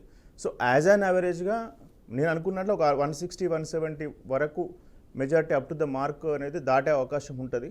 కాకపోతే అక్కడ ఉన్నటువంటి సిచ్యువేషన్స్ పరిస్థితి వేరు, అన్ఎంప్లాయ్మెంట్ ఉంది, తర్వాత నిరుద్యోగత ఉంది, మన ఇన్ఫ్లేషన్ ఉంది, చాలా ప్రాబ్లమ్స్ ఉన్నాయి అక్కడ. రైతుల ఆత్మహత్యలు ఎక్కువనే ఉన్నాయి. సో చెరుకు పంట, సోయాబీన్కు మద్దతు ధర లేకపోవడం, ఎన్ని రకాల సమస్యలు ఉండాలో అన్ని రకాల సమస్యలు. 7 లక్షల కోట్ల ఆర్థిక బడ్జెట్ ఉంది, ఇప్పుడు పథకాలు అమలు చేయాలంటే చాలా కష్టమైన సిచ్యువేషన్లో ఉంది. కాకపోతే ఎలక్షన్స్ అటెంప్ట్ చేయాలి కాబట్టి చేసినారు, వీళ్ళు పథకాలు పెట్టినారు, వాళ్ళు పథకాలు సంకల్ప పత్ర పేరుతో బీజేపీ వాళ్ళు రిలీజ్ చేసినారు. ఒక మైనస్ ఏముందంటే ఈ అన్నిటినీ మానిటర్ చేసేందుకు కాంగ్రెస్ తరఫున అక్కడ బీజేపీ ఏదైతే పెద్దన్న పాత్ర తీసుకుందో అక్కడ వాళ్ళకు Gadkari, Devendra Fadnavis, local reason leaders ఉండి అక్కడక్కడ డ్యామేజ్ కంట్రోల్ అనేది ఆర్ఎస్ఎస్ వాళ్ళతో సహకరించుకొని చేయడం జరిగింది. ఇక్కడికి వచ్చేసరికి శరద్ పవార్ కురువృద్ధుడు అయిపోయి 88 years ఉన్నాడు కాబట్టి కొంచెం ప్రాబ్లం అంటే మేనేజింగ్ చేయడంలో ఉంది. ఉద్ధవ్ ఠాకరే ఏక్నాథ్ షిండే లాగా మాస్ లీడర్ కాదు, కాకపోతే ఇంట్రోవర్ట్ అంటే ఒక అడ్మినిస్ట్రేటివ్, ఒక మామూలుగా ఉండే వ్యక్తి. సో ఇటు సైడ్ వచ్చేసరికి కాంగ్రెస్ వైపు అన్ని రాహుల్ గాంధీ గారి మీద భుజస్కంధాలు పడడం వల్ల కొన్ని పోల్ మేనేజ్మెంట్లో ప్రాబ్లం జరిగింది. ఇప్పుడు చెప్పుకున్నటువంటి ఫస్ట్ గేమ్ చేంజర్ వచ్చేసి లడ్కీ యోజన, బహన్ యోజన, సెకండ్ వచ్చేసి ఆర్ఎస్ఎస్ వాళ్ళు, మూడోది వచ్చేసి పోల్ మేనేజ్మెంట్, నాలుగోది ఏంటంటే బీజేపీ వాళ్ళు ఓటు ట్రాన్స్ఫర్ మీద ప్రత్యేక దృష్టి పెట్టినారు. అయితే ప్రతి సంవత్సరం ప్రతి ఎలక్షన్స్లో కూడా ఇక్కడ మన ఎన్సీపీకి వచ్చేసి వాళ్ళకు ఉన్న సీట్లే 80 ఉంటాయండి, 80 సీట్లు. తర్వాత శివసేనకి 80 ఉంటాయి. కానీ ఈసారి ఆటోమేటిక్గా అటొక 80 ఇంకొక 80 సీట్లు అంటే 160 సీట్లు పెరిగినాయి. అంటే ఒక రాజకీయ నాయకులకు ఇంకా కొన్ని అవకాశాలు, ఆపర్చునిటీస్ పెరిగినాయి ఈ స్ప్లిట్ అవ్వడం వల్ల. సో వాళ్ళకి కావాల్సిన నాయకులు లేకపోతే బీజేపీ నుంచి కాంగ్రెస్ నుంచి తీసుకొని కూడా టికెట్స్ ఇవ్వడం జరిగింది. సో ఇట్లా అనేక రకాలైనటువంటి ఇంట్రెస్టింగ్ ఫ్యాక్ట్స్ అక్కడ ఉన్నాయి. సో మేము స్ట్రాటజీగా అనలిస్ట్గా మేము చూసేది ఏంటంటే ప్రతి పాయింట్ కనుక చూసినట్లే హిందూ ఓట్ పోలరైజేషన్ అనేది జరిగింది. అదేవిధంగా ఓబీసీ వర్సెస్ ఇది ఏదైతే ఉందో దాంట్లో అప్పర్ కాస్ట్ ఓబీసీ వాళ్ళు వచ్చేసి బీజేపీ వైపు ఉన్నారు, లోయర్ కాస్ట్ ఓబీసీ వాళ్ళు వచ్చేసి మహావికాస్ అఘాడి వైపు ఉన్నారు. ఓబీసీని కూడా స్ప్లిట్ చేసినారు. మనోజ్ బజరంగ్ పాటిల్ అని చెప్పేసి, జరంగో పాటిల్ అని చెప్పేసి చాలా ఉద్యమాలు చేసినారు. అదంతా ఎంబీఏ వైపు ఉండేది, స్ప్లిట్ చేసినారు. ఎస్టీలు అదేవిధంగా ఎస్సీలు కొంతవైపు ఎంబీఏ వైపే ఉన్నారు. కాకపోతే హిందూ ఓటు కన్సల్టేషన్ జరగడం వల్ల ఈ కులాలు అనేటువంటివి పక్కకు పోయి మనం అంతా హిందువులం అనేటువంటిది. మెయిన్ 5వ గేమ్ చేంజర్ వచ్చేసి స్లోగన్స్. బాటెంగతో కాటెంగే, మన మోడీ గారు ఇచ్చినట్టు అమేయకతో సంథింగ్ అట్లాంటివి ఉన్నాయి కదా, ఈ స్లోగన్స్ కూడా చాలా ఇంపాక్ట్ చూపెట్టినాయి. సో ఇది ప్రజలు ఏంటంటే స్థిరత్వాన్ని కొంచెం డెవలప్మెంట్ అవడం కోసం అక్కడ పార్లమెంట్లో సెంట్రల్లో ఢిల్లీ ఉన్నదనేటువంటిది 6వ గేమ్ చేంజర్ ఉంది. సో ఈ 6 విషయాలను పరిగణలోకి తీసుకుంటేనే రిజల్ట్స్ అనేటువంటి నాకు తెలిసినంత వరకు కొంత ఇండియా వైపు మొగ్గు వచ్చే అవకాశం ఉంటుంది. ఓకే అండి, ఓకే. రైట్. థ్యాంక్ యూ బాధి గారు. థ్యాంక్ యూ అండి. Thank you so much. Right. ఇక ఇప్పటి వరకు వస్తున్న అప్డేట్ మనం ఒకసారి చూసినట్లయితే మహారాష్ట్రలో ఎన్డీఏ కూటమి 59 స్థానాల్లో ఆధిక్యాన్ని కనబరుస్తూ ఉంది. అదేవిధంగా ఇండియా 9 స్థానాల్లో ఆధిక్యాన్ని కొనసాగిస్తూ ఉంది. అదేవిధంగా జార్ఖండ్ మనం చూసినట్లయితే 31 స్థానాల్లో ఆధిక్యాన్ని కొనసాగిస్తూ ఉంది. అదేవిధంగా మనం జార్ఖండ్లో ఇండియా కూటమిని చూసినట్లయితే 10 స్థానాల్లో ఆధిక్యాన్ని కొనసాగుతుంది. మొత్తానికి షిండే కోప్రిల్ లీడింగ్లో పోస్టల్ బ్యాలెట్ల ఓట్ల లెక్కింపులో మెజార్టీ స్థానాల్లో మెజార్టీ స్థానాల్లో ఎన్డీఏ కూటమి ఆధిక్యాన్ని కనబరుస్తుంది. ఇక వయనాడ్లో ఆధిక్యంలో ప్రియాంక గాంధీ వాద్రా అయితే వయనాడ్లో ఆధిక్యాన్ని చూపిస్తున్నారు. పోస్టల్ బ్యాలెట్లో 460 ఓట్ల ఆధిక్యాన్ని కనబరుస్తున్నారు. ఇక బరామత్లో అజిత్ పవార్ వెనకంజలో ఉన్నారు. జార్ఖండ్లో ఇండియా కూటమి వెనకంజలో కనిపిస్తుంది. ఇక మహారాష్ట్రలో మహాయుతి కూటమి హవా అయితే కొనసాగుతుంది. వర్లీలో ఉద్ధవ్ కుమారుడు ఆదిత్య ఠాక్రే హవా నడుస్తుంది. మహంతిలో రాజ్ ఠాక్రే కుమారుడు అమిత్ ముందంజలో కొనసాగుతున్నారు. కొలాబాలో స్పీకర్ రాహుల్ నర్వేకర్ ముందంజలో ఉన్నారు. జార్ఖండ్లో బర్హత్లో హేమంత్ సోరెన్ ముందంజలో కొనసాగుతున్నారు. మొత్తానికి తొలి ఫలితాలు అయితే ఆధిక్యాన్ని కొనసాగిస్తున్న విధంగా మనం చూస్తున్నట్లయితే మహారాష్ట్రలో 59 స్థానాల్లో ఎన్డీఏ ఆధిక్యాన్ని కనబరుస్తూ ఉంది. 37 స్థానాల్లో ప్రస్తుతం ఇండియా కూటమి ఆధిక్యాన్ని చూపిస్తుంది. అదేవిధంగా జార్ఖండ్లో 25 స్థానాల్లో ఎన్డీఏ కనిపిస్తూ ఉంది. అదేవిధంగా 10 స్థానాల్లో ఇండియా కూటమి కనిపిస్తుంది. ఇక ఈ ఫలితాలు అయితే ఎన్డీఏకి అనుకూలంగా ప్రారంభ దశలోనే ఎన్డీఏకి అనుకూలంగా ఈ ఆధిక్య ఫలితాలు అయితే మనం చూస్తున్నాం. రామ్మూర్తి గారు గుడ్ మార్నింగ్ అండి. రామ్మూర్తి గారు, మొదటి నుంచి కూడా మీరు తెలంగాణలో ఉన్నా కూడా జాతీయ పార్టీలతో పోటీ పడుతూ ఉన్నారు. టీఆర్ఎస్ నుంచి బీఆర్ఎస్ అయిన దేశ రాజకీయాల్లో చక్రం తిప్పాలనుకున్నప్పటికీ కూడా పరిస్థితులు అనుకూలించకపోయినా ఇటు 2 జాతీయ పార్టీలతో తలపడే ప్రయత్నం అయితే బీఆర్ఎస్ చేస్తూ ఉంది ప్రస్తుతం. అయితే మరి ఈ ఫలితాలను ఎలా చూస్తూ ఉన్నారు? ఇటు కాంగ్రెస్ వస్తే బాగుండు అనిపిస్తుందా, లేకపోతే బీజేపీ వస్తే బాగుండు అనిపిస్తుందా? మీకేమనిపిస్తుంది? అందరికీ నమస్కారం. ప్యానెల్లో ఉన్న పెద్దలకు, బీఆర్కే న్యూస్ ప్రేక్షకులకు, యాజమాన్యానికి నమస్కారం తెలియజేస్తూ, ఇది ఒక విచిత్రమైన వాస్తవానికి ఈ 2 పార్టీలు దేశంలో ప్రాంతీయ పార్టీలను మొత్తం లేకుండా చేయాలనే ఒక దుర్మార్గమైన కుట్ర చేస్తూ వాటిని తొక్కేయాలని చూస్తూ వాటి మీదనే మళ్ళీ ఆధారపడే పరిస్థితి ఈ రోజు మనం ఏ ఎన్నికలైనా చూస్తుంది. వినబడుతుందా? వినిపిస్తుంది, చెప్పండి. చాలా క్లియర్ గా ప్రాంతీయ పార్టీల మీదనే జాతీయ పార్టీలు ఆధారపడాల్సిన గత్యంతరం ఈ పార్టీలకు ఉన్నది. ఆ పార్టీలు లేకుంటే ఈ పార్టీలు ఒంటరిగా జాతీయ పార్టీలలో కాంగ్రెస్ సపరేట్ గా, బీజేపీ సపరేట్ గా పోటీ చేసి గెలిచే సత్తా వీళ్ళకు లేదు. కాబట్టి ఎప్పటికైనా ప్రాంతీయ పార్టీల మీద ఆధారపడి బతకాల్సింది. ప్రాంతీయ పార్టీలను ఏదో ఇక మేము తోచేస్తాం, కూల్చేస్తాం. ఇప్పటికే చాలా కుట్రలతోటి మహారాష్ట్రలో కానీ, వేరే జార్ఖండ్ లో కానీ, అవతల అంతకుముందు వేరే రాష్ట్రాలలో కూడా కానీ బీజేపీ ఎంత దుర్మార్గమైన చర్య వ్యవహరిస్తూ మీ అందరికి తెలుసు. గెలిచిన ఎమ్మెల్యేలని మొత్తం ఒక సికండీ లాగా ఒక దగ్గరికి తీసుకొచ్చి వేరే కూటమిని ఏర్పాటు చేసి అక్కడ ఇవన్నీ జరుగుతున్న పరిణామాలు. అందుకే అధికారం ఎవరికి శాశ్వతం కాదండి. అధికారం ఉన్నది కాబట్టి మేము ఏదో ఇక చేస్తాము, మేము ఏదో నిలబెడతాము. ఇక్కడ కాంగ్రెస్ పార్టీ చెప్పిన హామీలు మొత్తం తీసుకుపోయి అక్కడ ఏడనైతే 2500 ఇయ్యదు కానీ అక్కడ మహారాష్ట్ర పోయి మేము 3000 ఇస్తామని మహిళలకు ఇట్లా ఊదరగొట్టే వాగ్దానాలు కాంగ్రెస్ చెప్పడం. ఇక్కడ అమలు చేయరు, ఒక్క పథకాన్ని కూడా ఇక్కడ సరిగా అమలు చేయరు. వాటిని మాత్రం మేము బ్రహ్మాండంగా అమలు చేస్తున్నాము. ఇగో 50,000 ఉద్యోగాలు ఇచ్చినాం ఇన్ని రోజులలో, ఇగో ఇంత 3,000 రూపాయలు అక్కడ ఇస్తున్నాం, ఇగో ఫ్రీ బస్ పేరు మీద బ్రహ్మాండంగా తిరుగుతున్నారు. బస్సులు పెడతారు వీళ్ళు. ఈ హామీలు ఇచ్చిన హామీలని సక్రమంగా నెరవేర్చరు ఇక్కడ. కానీ అక్కడ మాత్రం డబ్బుల సంచులు ఇక్కడ నుంచి తీసుకుపోయి మాత్రం వేరే రాష్ట్రాలలో ఖర్చు పెట్టడానికి కాంగ్రెస్ పార్టీకి వస్తుంది. వాళ్ళకి అర్థమైపోయింది. కాంగ్రెస్ పార్టీ వాళ్ళు అక్కడ చూస్తున్నారు కాంగ్రెస్ పార్టీ మిగతా రాష్ట్రాలలో ఎలా ఉన్నది, హామీలు ఎలా నెరవేరుస్తున్నాయని ప్రజలు చూస్తున్నారు. కాబట్టి ప్రజలకు అర్థమైంది, ఈ దేశంలోనే ప్రజలంతా, బీజేపీ కూడా అంత. మేము 2 పార్టీలకు సమాన దూరంలో ఉంటున్నాం. సమానంగా వీళ్ళిద్దరు కూడా ఈ దేశాన్ని సర్వనాశనం చేసిన వాళ్ళే. వీళ్ళు కాకుండా ఒక ప్రత్యామ్నాయ ప్రాంతీయ పార్టీల కూటమి ఒకటి ముందుకు రావాలనేది కేసీఆర్ గారి కోరికగా ఉన్నది. ఎందుకంటే ఈ రెండు పార్టీల వల్లనే దేశం ఆగమైపోతుంది. ఈ రెండు పార్టీల వల్లనే దేశం ఇంకా ఎంత అభివృద్ధి కావాలో అంత అభివృద్ధి కాకుండా వెనకబడిపోతుంది. కాబట్టి వీటిని మనం కట్టడి చేయాలంటే ప్రాంతీయ పార్టీల బలం పెరగాల్సిన అవసరం ఉన్నది. ప్రాంతీయ పార్టీలు ఆ బలం పెరిగితేనే వాళ్ళ అభివృద్ధి కూడా సాధ్యమవుతుందని ఈ సందర్భంగా వాళ్ళకు అర్థమవుతుంది, అన్ని పార్టీలకు కూడా అర్థమవుతుంది. కాబట్టి ఇప్పటికైనా బీజేపీ, కాంగ్రెస్ పార్టీలు వాళ్ళు ఇచ్చిన హామీలను పర్ఫెక్ట్ గా నెరవేరుస్తూ ప్రజల పక్షాన ఉండాలి.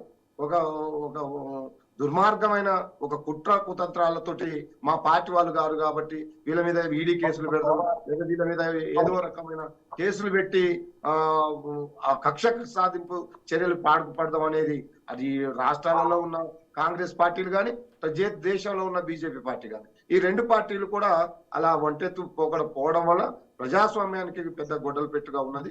ఇప్పుడు ఈ పరిస్థితి మారాల్సిన అవసరం ఉన్నది. ఈ ఎన్నికలతోటి కూడా కొంత మెరుగుపడుతుంది. మీరు అన్నట్టు ఇంకా ఫలితాలు ఇవే చివరి ఫలితాలు, ఇవే అంతిమ ఫలితాలు కావు.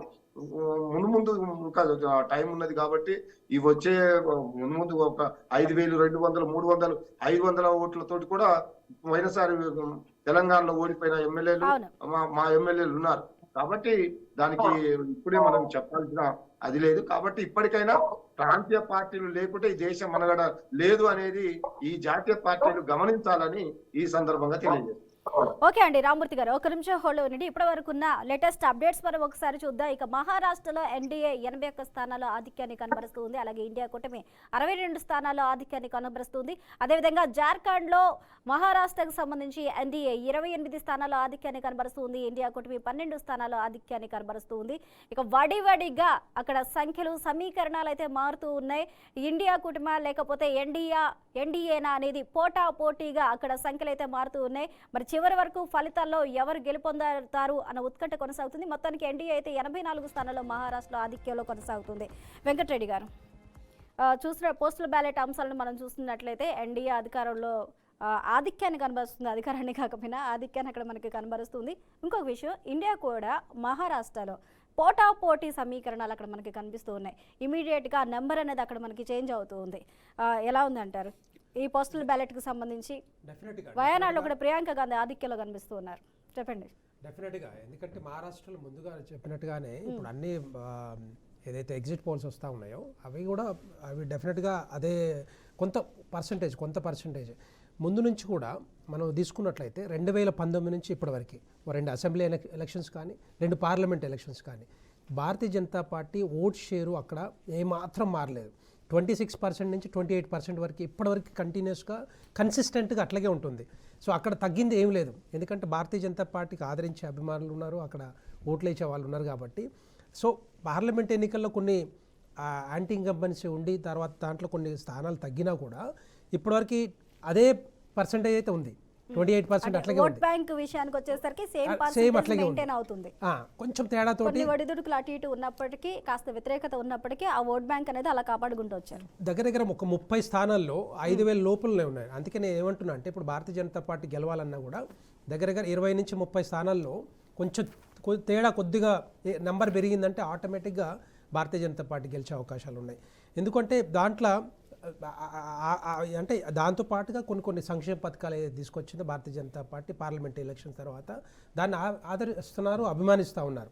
సో మేము అంటే భారతీయ జనతా పార్టీ భారతదేశంలోనే చెప్పుకోలేక కొంత వెనుకబడినా కూడా ఇప్పుడు మేము ముందున్నాం అంటే క్యాంపెయిన్ కానీ లేకపోతే మైక్రో మేనేజ్మెంట్ కానీ బూత్ కానీ లేకపోతే ఈ క్యాంపెయిన్ అన్నిట్లో కూడా మేము ముందుగా ఉన్నాం కాబట్టి ఇప్పుడు జనాలకు రీచ్ అవుతా ఉన్నాం, జనాలకు చెప్తా ఉన్నాం. ఎందుకంటే రకరకాల సంక్షేమ పథకాలు, డబుల్ బెడ్రూమ్స్ కానీ, గ్యాస్ పథకం కానీ, తర్వాత ఇంకొకటి కానీ, ఇవన్నీ కూడా ప్రతి ఒక్కటి కూడా మహారాష్ట్ర ప్రజలకు రీచ్ అవుతున్నాయి. కాబట్టి ఈ మధ్య తీసుకొచ్చిన లడ్కీ బహన్ యోజన కూడా బేసిక్ గా లడ్కీ బహన్ యోజన ఇవన్నీ కాకుండా ఇక్కడ హిందుత్వ సుపరిపాలన అనేది కూడా ఇక్కడ మేజర్ రోల్ అనేది పోషిస్తుంది. ఎన్డీఏ తీసుకున్న నిర్ణయాల్లో హిందుత్వ సుపరిపాలన, అభివృద్ధి, సంక్షేమం, స్థానిక అంశాలు, ఫస్ట్ ఆఫ్ ఆల్ స్థానిక అంశాలు ఇవన్నీ కూడా. అదేవిధంగా హర్యానాలో ఏదైతే ఫార్ములా బీజేపీ ఫాలో అయిందో సేమ్ ఫార్ములా, సేమ్ స్ట్రాటజీ 20,000 వరకు మీటింగ్లు అక్కడ పెట్టి అక్కడ సమస్యలను మీరు ఏ విధంగా తెలుసుకున్నారో మహారాష్ట్రలో కూడా 60,000 వరకు పెట్టడానికి ప్లాన్ చేసింది. అంటే అన్ని మీటింగ్స్ పెట్టి ఏం చేశారు మీరు? బేసిక్గా మేము సంక్షేమ పథకాలు కానీ అభివృద్ధి గురించి చెప్పాము అనమాట. ఎందుకంటే గత 10 సంవత్సరాల కాలంలో ఏ విధంగా జరుగుతూ ఉందో భారతదేశం మొత్తంలో కూడా మహారాష్ట్రలో కూడా అదే అభివృద్ధి జరుగుతుంది కాబట్టి చెప్పాలి కదా, చెప్తేనే కదా వాళ్ళకి కూడా అర్థమయ్యేది ప్రజలు కూడా. రెండవది ఏంటంటే మీరు ఇంతకుముందు అన్నారు హిందుత్వం అంటే ఇప్పుడు కాంగ్రెస్ పార్టీ ఏం చేస్తుంది, ఓట్ జిహాద్ అని తీసుకొచ్చారు. ఓట్ జిహాద్ తోటి ముస్లింల ఓట్లన్నీ కూడా మేము కాంగ్రెస్ పార్టీకి వేయాలి, ఎన్సీపీకి వేయాలన్న ఒక ఆలోచనతోటి ఓట్ జిహాద్ అని చెప్పారు. డెఫినెట్గా మరి హిందువులంతా కూడా మరి ఎవరికి వేయాలి, హిందువులను ప్రొటెక్ట్ చేసేదే భారతీయ జనతా పార్టీ బేసిక్గా ముందు నుంచి కూడా. సో ఎక్కడ చూసినా కూడా కులాలను వేడగొట్టడం, మతాలను వేడగొట్టడం కాంగ్రెస్ పార్టీ ఉన్న సిద్ధాంతం చెప్పాలంటే. ఇప్పుడు చీల్స్తున్నారు చాలామంది చెప్తా ఉన్నారు. దాంట్లో ముఖ్యంగా ఎవరు చీల్చారు చెప్పండి. ఇప్పుడు అంతకుముందు 2019లో అసెంబ్లీ ఎన్నికల్లో 100 సీట్లు పైన బీజేపీకి వచ్చినాయి, 50 సీట్ల పైన శివసేనకు వచ్చినాయి, దగ్గర 150 సీట్లు.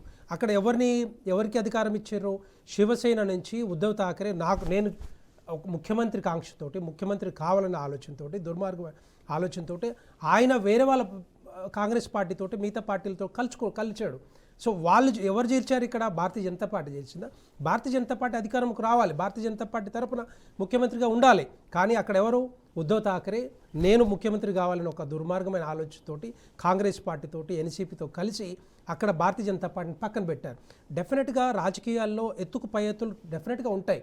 సో అందువల్ల మరి దాంట్లో ఉన్న ఎవరైతే శివసేనలో ఉన్న ఏకనాథ్ షిండే గారు బయటకు వచ్చి సో ఈ విధంగా అంటే బేసిక్గా ఆయన కాదు ముఖ్యమంత్రి, ఎందుకంటే భారతీయ జనతా పార్టీకి నంబర్ ఎక్కువ వచ్చింది కాబట్టి భారతీయ జనతా పార్టీ అధికారులు ఉండాలి. కానీ అక్కడ జరిగిందంతా ఉల్టా జరిగింది. సో ముందుగా చేసిందంతా కూడా కాంగ్రెస్ పార్టీ ఎన్సీపీలు కలిసి మరి ఆ పార్టీని విడగొట్టి వాళ్ళు అధికారంలోకి వచ్చారు. అది డెఫినెట్గా అందరు మహారాష్ట్ర ప్రజలందరూ కూడా చూస్తూ ఉన్నారు. సో దాంట్లో భాగంగానే ఇప్పుడు మళ్ళీ అంతకుముందు యాంటీ ఇన్కంబెన్సీ ఉన్నా కూడా ఇప్పుడు అందరూ ఒకటైపోయి మహారాష్ట్ర ప్రజల్ని ఏ విధంగా మరి ఆదరించుకోవాలి, ఏ విధంగా మనం అభివృద్ధి చేసుకోవాలని ఒక ఆలోచనతోటి ఇప్పుడు అది కూడా లడ్కీ బహన్ యోజన కూడా చాలామంది ఆదరిస్తూ ఉన్నారు. దాంట్లో దగ్గర 50,000 నుంచి 70,000 మంది మహిళలు ఉన్నారు ఒక్కొక్క అసెంబ్లీలో చూసుకుంటే. సో వాళ్ళందరూ కూడా భారతీయ జనతా పార్టీకి ఓటేసే అవకాశాలు ఉంటాయి. దాంట్లో ఒక 6 సెగ్మెంట్లు ఉన్నాయి మహారాష్ట్రలో. దగ్గర వెస్టర్న్ మహారాష్ట్ర కానీ, విదర్భ కానీ, మరాఠ్వాడ కానీ, ముంబై కానీ, నార్త్ మహారాష్ట్ర కానీ, థానే ఆర్ కొంకన్. సో వీటిలల్లో ఎక్కడ చూసినా కూడా భారతీయ జనతా పార్టీకి ఎక్కువ సీట్లు వస్తూ ఉన్నాయి డెఫినెట్గా. దాంట్లో ఒక 20 నుంచి 30 సీట్లు ఎక్స్ట్రా వచ్చినాయంటే భారతీయ జనతా పార్టీ డెఫినెట్గా అధికారంలోకి వస్తుంది. దాంట్లో ఎవరికి ఏ అనుమానం లేదు. సో చీల్చడం అనేది ముందు చేసిందంతా కూడా కాంగ్రెస్ పార్టీ తర్వాత ఎన్సీపీ చేశారు. సో ఈ విధంగా అంటే బేసిక్ ఏంటంటే భారతీయ జనతా పార్టీకి ముందు నుంచి నేను చెప్పినట్టుగా కన్సిస్టెంట్గా ఓట్ షేర్ ఉంది, సీట్ షేర్స్ ఉన్నాయి. సో డెఫినెట్గా గెలిచే అవకాశం. మనం ఒకసారి చూసినట్లయితే మహారాష్ట్ర, జార్ఖండ్కు సంబంధించి మహారాష్ట్రలో ఇండియా కూటమి 101 స్థానాల్లో లీడ్లో కనిపిస్తుంది. అదేవిధంగా ఇండియా కూటమి 51 స్థానాల్లో లీడ్లో కనిపిస్తుంది. అదేవిధంగా జార్ఖండ్లో ఇండియా కూటమి 31 స్థానాల్లో ఆధిక్యాన్ని కనపరుస్తుంది. ఎన్డీఏ కూటమి 35 స్థానాల్లో ఆధిక్యాన్ని కనపరుస్తుంది. ఇంకా టోటల్గా ఎగ్జిట్ పోల్స్ అనుగుణంగా ఈ ఆధిక్యాన్ని అయితే ఆ లీడ్ అనేది మనం ఇక్కడ స్పష్టంగా చూడొచ్చు. కాకపోతే ఇది మేజర్గా మనం తీసుకోకూడదు, స్టార్టింగ్లో ఉంది కాబట్టి ఎండింగ్లో సమీకరణాలు ఏ విధంగా మారే అవకాశాలని ప్రస్తుతానికైతే ఎన్డీఏ లీడ్లో అయితే మనకు కనిపిస్తుంది. లింగం యాదవ్ గారు 2 నిమిషాలు మధు గారికి మీరు స్పేస్ ఇవ్వాలి, తనకి వర్క్ ఉందంట. బై రిక్వెస్ట్ మధు గారు, ఇప్పుడు మనం చూస్తే బై ఎలక్షన్స్ కూడా 46 స్థానాల్లో ఇక్కడ జరగడం జరిగింది. అందులో ముఖ్యంగా మనం చెప్పుకోదగ్గవి ఏమంటే వయానాడులో ఇప్పటికే ప్రియాంక గాంధీ వాద్రా ఆధిక్యాన్ని పోస్టల్ బ్యాలెట్లో ఆధిక్యాన్ని ఆమె కనబరుస్తూ ఉంటారు. ఇందులో మనం మేజర్గా ఏమేమి తీసుకోవచ్చు అంటారు? వయనాడ్ ఫస్ట్ అంటే ప్రియాంక గాంధీ గారు తన కాంగ్రెస్ పార్టీ నుంచి చాలా లేట్గా ఎంట్రీ ఇచ్చినారు. చాలా దాదాపు 95-96 తనకు 50+ ఇయర్స్ కదా, చాలా సంవత్సరాల నుంచి కూడా ఎన్ని ఎలక్షన్స్లో తెలిసింది, తనకు ప్రతి రాష్ట్రం మీద అవగాహన ఉంది. సో వయనాడ్ అయితే మేము అబ్జర్వ్ చేసింది ఏంటంటే గ్రౌండ్ లెవెల్లో ఎప్పుడైతే రాహుల్ గాంధీ గారు అమేథీని దీన్ని సెలెక్ట్ చేసుకున్నప్పుడు, అమేథీని ఫస్ట్ ఆప్షన్ పెట్టుకున్నప్పుడు కొద్దిగా ఫస్ట్ 1 వీక్ నెగిటివ్ ఉండే, అంటే మమ్మల్ని వదిలేశారని. మొన్న వరదలు అవి ల్యాండ్ స్కేలింగ్ అవి వచ్చినప్పుడు కూడా ఇక్కడ అందుబాటులో లేరు అనే 2 అంశాలు తప్ప మిగతా గ్రౌండ్ అంతా చాలా క్లియర్గా ఉంది.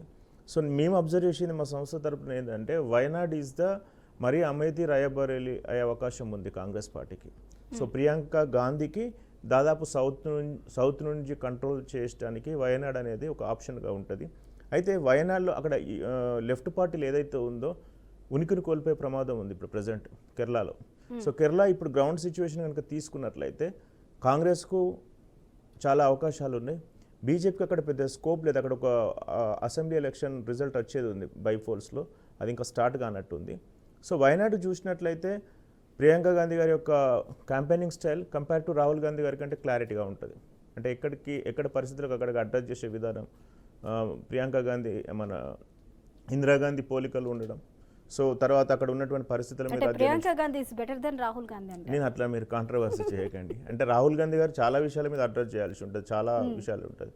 కాకపోతే ప్రియాంక గాంధీ గారి యొక్క అంటే డెబ్యూ ఎలక్షన్ ఫస్ట్ ఎలక్షన్ ఇది, ఫస్ట్ టైం పోటీ చేస్తుంది. సో డెఫినెట్గా మేము ఇచ్చిన సర్వే ప్రకారం అయితే 3,50,000 నుంచి దాదాపు 4 లక్షల చిల్లర మెజారిటీతో గెలిపోయే అవకాశం ఉంది. అక్కడ యాక్చువల్గా ఏంటంటే ఓటింగ్ పర్సెంట్ పెరగాలి, ఓటింగ్ పర్సెంట్ తగ్గింది. దానికి గల కారణాలు మేబీ ఎట్లయినా కాంగ్రెస్ గవర్నమెంట్ ప్రియాంక గాంధీ గారు ఎట్లయినా గెలుస్తారని చెప్పేసి కొంతమంది ఓటర్లు ఓట్ చేయలేకపోవడం, అది అంత పెద్ద ప్రాముఖ్యత లేనటువంటి ఎలక్షన్, అసెంబ్లీ ఎలక్షన్స్ కాదు కాబట్టి మేము ఒక 68 వరకు అనుకున్నాం. లాస్ట్ టైం 70 వరకు ఉండే, అదొక్కటే కొద్దిగా ఉంది. కాకపోతే no doubt at all the majority కూడా డ్రాస్టిక్గా ఇంక్రీజ్ అవుతుంది వయనాడులో. ఇప్పుడు ఇంకా స్టార్ట్ కాలేదు కాబట్టి వస్తుంది. ఆ 2 సార్లు బీజేపీ పోటీ చేసిన ఆమె తర్వాత సత్యన్ మోక్రే సిపిఐ వాళ్ళు కూడా పోటీ ఇచ్చినారు.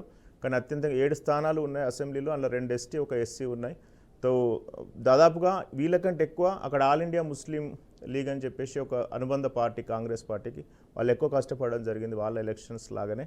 సో ఎట్ ఎనీ కాస్ట్ అయినా కానీ ఇప్పుడు ఈరోజు ఒకవేళ 2 నెగిటివ్ రిజల్ట్స్ వచ్చినా కానీ బైపోల్స్ మరియు ఈ వయనాడ్ అనేది కొంచెం కాంగ్రెస్కు సంతోషకరం ఇచ్చేటువంటి విషయం. ఓకే, ఈ 2 బైపోల్స్ కానీ ఇక వయనాడు ప్రియాంక గాంధీ పోటీ చేసిన దగ్గర కాస్త పాజిటివ్ రిజల్ట్ అనేది కాంగ్రెస్కి వచ్చే అవకాశాలు కనిపిస్తాయి అంటారు. ఓకే అండి మధు గారు, రైట్, థ్యాంక్ యూ మధు గారు. లింగం యాదవ్ గారు, హర్యానాలో రిజల్ట్ మీరు చూసే ఉంటారు.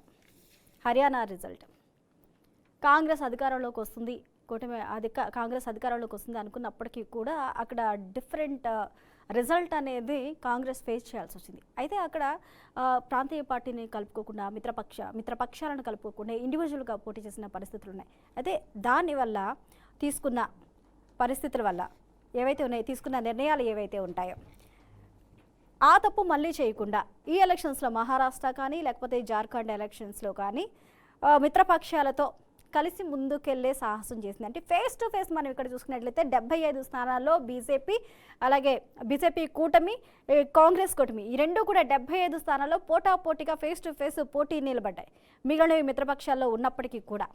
మరి ఈ రిజల్ట్ ఏ విధంగా ఉండే అవకాశాలు ఉన్నాయి? అంటే ఇండివిజువల్గా పోటీ చేసినప్పుడు ఓటమి పాలయ్యారు, మరి ఇప్పుడు డెఫినెట్గా నేను మొదటి నుంచి అదే చెప్తున్నా. ఇప్పుడు మీరు ఏదైతే చూపిస్తున్నారో అది జస్ట్ ట్రెండ్స్ మాత్రమే, ఎర్లీ పోస్టల్ బ్యాలెట్స్. డెఫినెట్ కూడా మహారాష్ట్ర ప్రజలు ఇవాళ ఈ మహా వికాస్ ఆఘాడి వైపు ఉన్నారు, ఇవాళ కాంగ్రెస్ పార్టీ వైపు ఉన్నారు. ఇవాళ మనం ఒకసారి అర్థం చేసుకోవాలండి, ఇవాళ దేశంలో జరుగుతున్నటువంటి నియంతృత్వ విధానాలకు నరేంద్ర మోడీ అవలంబిస్తున్నటువంటి రైతు, మహిళ, దళిత, ఆదివాసీ, ఓబీసీ అణగారిన వర్గాలకు వ్యతిరేకంగా అవలంబిస్తున్నటువంటి విధానాలకు వ్యతిరేకంగానే ఇవాళ మహారాష్ట్రలో ప్రజలు తీర్పు ఇవ్వబోతున్నారు. ఆల్రెడీ మీరు చూడండి, ఇవాళ అక్కడ మహారాష్ట్రలో బీజేపీ ఏం చేసిందండి ప్రజలకు.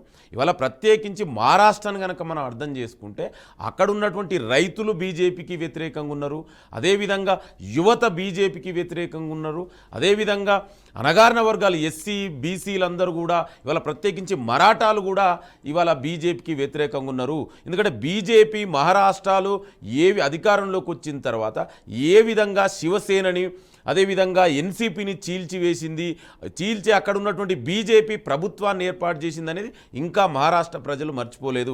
అదేవిధంగా ఇవాళ మహారాష్ట్రలో ఉన్నటువంటి ఇవాళ ఫార్మర్స్ ఏదైతే రైతులు పడుతున్నటువంటి ఇబ్బందుల గురించి ఏనాడైనా బీజేపీ లేదా కేంద్రంలో అధికారంలో ఉన్నటువంటి బీజేపీ ప్రధానమంత్రి కానీ మాట్లాడారా? ఇవాళ రైతులండి, ఇవాళ అక్కడ ప్రత్యేకించి కాటన్ ఫార్మర్సు, అదేవిధంగా ఉల్లిపాయలు, అదేవిధంగా సోయాబీన్, వీరి రైతుల గురించి ఇప్పటి వరకు బీజేపీ ఎప్పుడైనా అడ్రస్ చేసిందా? ఇవాళ అదేవిధంగా పత్తి రైతులను కూడా ఇవాళ మనకు తెలుసు దేశంలోనే మహారాష్ట్రలో ప్రత్యేకించి విదర్భ రీజను, అదేవిధంగా మరాఠ్వాడ రీజను, అదంతా ఒక డ్రాట్ పోన్ ఏరియా. అక్కడ రైతులు ఎక్కువగా ఆత్మహత్యలు జరుగుతుంటాయి. మరి ఈ ఆత్మహత్యల నివారణకు బీజేపీ ప్రభుత్వం చేసినటువంటి కృషి ఏదైనా ఉందా? దాన్ని నివారించడానికి వాళ్ళని ఆదుకోవడానికి ఏదైనా చర్యలు తీసుకుందా? ఇన్ని సమస్యలు ఉన్నాయి ఇక్కడ, ఇంత ప్రజా వ్యతిరేకత ఉంది అని చెప్తున్నారు.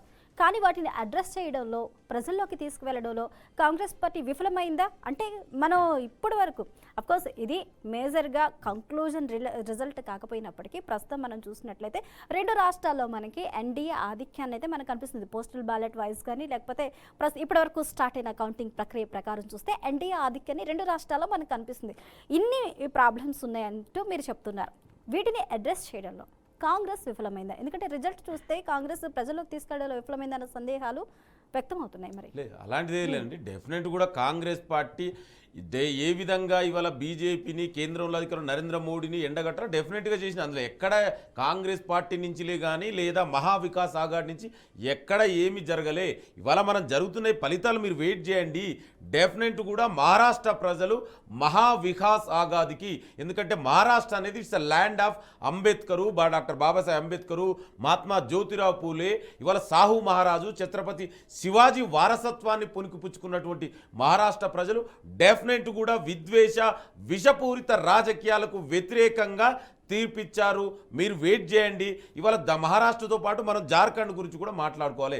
ఇవాళ ఇదే జార్ఖండ్లో ఇవాళ అక్కడ ఉన్నటువంటి ముఖ్యమంత్రి హేమంత్ సోరెన్ ఏ విధంగా ఎన్ని ఇబ్బందుల పాలు చేసిరు, ఏ విధంగా చేసిరు అనేది బీజేపీ కేంద్రంలో అధికారంలో ఉండి ఇవాళ మనం అందరూ చూసినావు. ఇవాళ అక్కడ ఉన్నటువంటి ఆదివాసులు, ప్రత్యేకించి అక్కడ ఉన్నటువంటి సంతాలీలు, ముండాలు, అదేవిధంగా ఓబీసీలు, ఎస్సీలు అందరూ కూడా ఇవాళ అక్కడ బీజేపీకి వ్యతిరేకంగా తీర్పిచ్చారు. ఇవాళ మహారాష్ట్ర, జార్ఖండ్తో పాటు 46 బై ఎలక్షన్లో కూడా ఇవాళ కాంగ్రెస్ పార్టీకి ఇవాళ పట్టం కట్టబోతున్నారు. దాంతో పాటు 2 లోక్సభ సీట్లు బై ఎలక్షన్లో 46 ఉన్నాయి, 46 ఉన్నాయి. అంటే 46కి 46 బై ఎలక్షన్స్ లో కాంగ్రెస్ పార్టీకి పట్టం కట్టబోతుందా? నేను అదే చెప్తున్నాండి. ఇవాళ 46 అసెంబ్లీతో పాటు 2 లోక్సభ ఉన్నాయి. అందులో ఇంటి వయనాడు, అదే విధంగా నాందేడు. ఇవాళ మీరు చూడండి, వయనాడులో కూడా ఇవాళ ప్రియాంక గాంధీ కాంటెస్ట్ చేశారు. డెఫినెట్ నేనేమంటున్నా అంటే ఇవాళ దేశవ్యాప్తంగా నరేంద్ర మోడీ బీజేపీ అనుసరిస్తున్నటువంటి ప్రజా వ్యతిరేక విధానాలకు ఇవాళ ప్రజలు తీర్పిస్తున్నారు. ఇవాళ వాళ్ళు నేను అదే సూటిగా ప్రశ్నిస్తున్నాండి. ఇవాళ ప్రజలకు ఏం చేసి చెప్పాలి? ఎక్కడైనా మహారాష్ట్రలో ప్రజా వ్యతిరేకతకి తీర్పిస్తున్నారు ప్రజలు అని చెప్తున్నారు. ఇచ్చే అవకాశాలు ఉన్నాయి. అంటే మనకి 12 o'clock లోపు 10:30, 11కి ఒక క్లారిటీ వస్తుంది. ఎవరు ఎన్ని స్థానాలు కైవసం చేసుకున్నారు, ఎంత మేర ఆధిక్యంలో కొనసాగుతున్నది మనకి క్లియర్ అవుతుంది. అయితే ప్రజా వ్యతిరేకకి ప్రజలు తీర్పుని ఇవ్వబోతున్నారంటూ ఒక స్టేట్మెంట్ అయితే మీరు ఇచ్చారు. ఒకవేళ మీకే ఓటమి పాలైతే ఆ తీర్పును మీరు ఎలా తీసుకుంటారు? మీ స్టేట్మెంట్ మీరు ఎలా తీసుకుంటారు? మీకు అసలు సమస్య ఎందుకు వస్తుంది?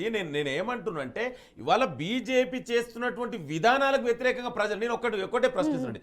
ఇవాళ ప్రభుత్వంలో అధికారంలో ఉన్నటువంటి బీజేపీ ఇవాళ మహారాష్ట్రలో కానీ కేంద్ర ప్రభుత్వంలో రైతులకు ఏం చేసింది, మహిళలకు ఏం చేసింది, యువతకు ఎన్ని ఉద్యోగాలు ఇచ్చింది, దీని మీద ఎక్కడైనా మాట్లాడారండి? అభివృద్ధి గురించి ఏ రోజైనా బీజేపీ నాయకులు మాట్లాడారా? ఎంతసేపు వాళ్ళు ఈ ప్రజల మధ్యలో విద్వేషాలు చేయాలి, ఈ ప్రజల్ని మతం పేరు మీద, కులం పేరు మీద విడగొట్టాలని చూసిరు. కానీ ఏదైనా ఒక్క నాయకుడైనా అభివృద్ధి గురించి మాట్లాడిన సందర్భాలు చెప్పండి. అందుకే ఈ ప్రజలన్నీ ఇవన్నీ గమనించే ఇవాళ మహారాష్ట్రలో కానీ, జార్ఖండ్లో కానీ, మిగతా బై ఎలక్షన్లో కానీ ఇవాళ కాంగ్రెస్ పార్టీకి, ఇండియా అలయన్సెస్కు ఇవాళ ప్రజలు పట్టం కడుతురు. మీరు వెయిట్ చేయండి. నేనేమంటున్నా అంటే భావోద్వేగాల పేరు మీద రాజకీయాలు ఎక్కువ రోజులు నడవయి, భావోద్వేగాల కాలం చెల్లింది. కానీ లింగమాధవ్ గారు భావోద్వేగాల రాజకీయాలు అంటే ఓట్ జిహాద్ అనేది ఏ రాజకీయం అంటారు? మరి అది భావోద్వేగానికి సంబంధించింది కదా. హిందుత్వ సుపరిపాలన అనేది వారు భావోద్వేగాలతో ఓట్ బ్యాంకింగ్ కోసం చేస్తారు అనుకున్నా. మీరు ఇక్కడ ఏం చేశారు? ఓట్ జిహాద్ కోసమే కదా చేస్తారు. ఓట్ జిహాద్ ఉంది కదా. నేను అదే చెప్తున్నా. దేశంలోనే విద్వేషాల పేరు మీద విషపూరితమైనటువంటి రాజకీయాలు చేసింది ఎవరండి? మతం పేరు మీద ఓట్లు అడుగుతున్నవరండి. మతాన్ని విడగొట్టి మతం పేరు మీద లబ్ధి పొందాలని చూస్తున్నటువంటి పార్టీ బీజేపీ పార్టీని. అదే చెప్తున్నా, Maharashtra is a land of doctor Babasaheb Ambedkar, Mahatma Jyotirao Phule, Chhatrapati Shahu Maharaj, Chhatrapati Shivaji ఆ నుంచి వచ్చినటువంటి మహారాష్ట్ర ప్రజలు డెఫినెట్ కూడా ఇట్లాంటి విద్వేష రాజకీయాలకు ఎంకరేజ్ చేయరు. ఈ విద్వేష రాజకీయాలకు కాలం చెల్లింది.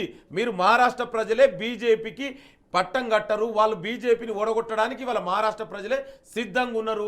దాంతోపాటు జార్ఖండ్ లో కూడా బీజేపీకి అదే ఎదురవుతుంది. ఓకే యాదవ్ గారు, లింగం యాదవ్ గారు, ఒక్క నిమిషం హోల్డ్ నుండి లేటెస్ట్ అప్డేట్స్ మనం ఒకసారి చూద్దాం. ఇక మహారాష్ట్రలో 288 స్థానాలకు ఎలక్షన్స్ జరిగితే ఇప్పుడు ఎన్డీఏ 119 స్థానాల్లో ఆధిక్యాన్ని చూపిస్తుంది. అదేవిధంగా ఇండియా కూటమి 86 స్థానాల్లో మహారాష్ట్రలో తన లీడ్ రోల్ అనేది ప్లే చేస్తుంది. అదేవిధంగా జార్ఖండ్ మనం చూసినట్లయితే సమీకరణాలు మారుతూ ఉన్నాయి. జార్ఖండ్లో ఇండియా కూటమి ఇప్పుడు ఆధిక్యాన్ని కనబరుస్తుంది. 38 స్థానాల్లో లీడ్లో కొనసాగుతుంది ఇండియా కూటమి జార్ఖండ్లో. అదేవిధంగా ఎన్డీఏ 36 స్థానాల్లో తన ఆధిక్యాన్ని అయితే కనబరుస్తూ ఉంది. లక్ష్మణ్ గారు, మనం గతంలో ఒక్కసారి ఈ జార్ఖండ్ చరిత్రను మనం ఒక్కసారి పరిశీలించినట్లయితే లక్ష్మణ్ గారు, ప్రస్తుతం జేఎంఎం కాంగ్రెస్ గవర్నమెంట్ అయితే అందులో ఉంది.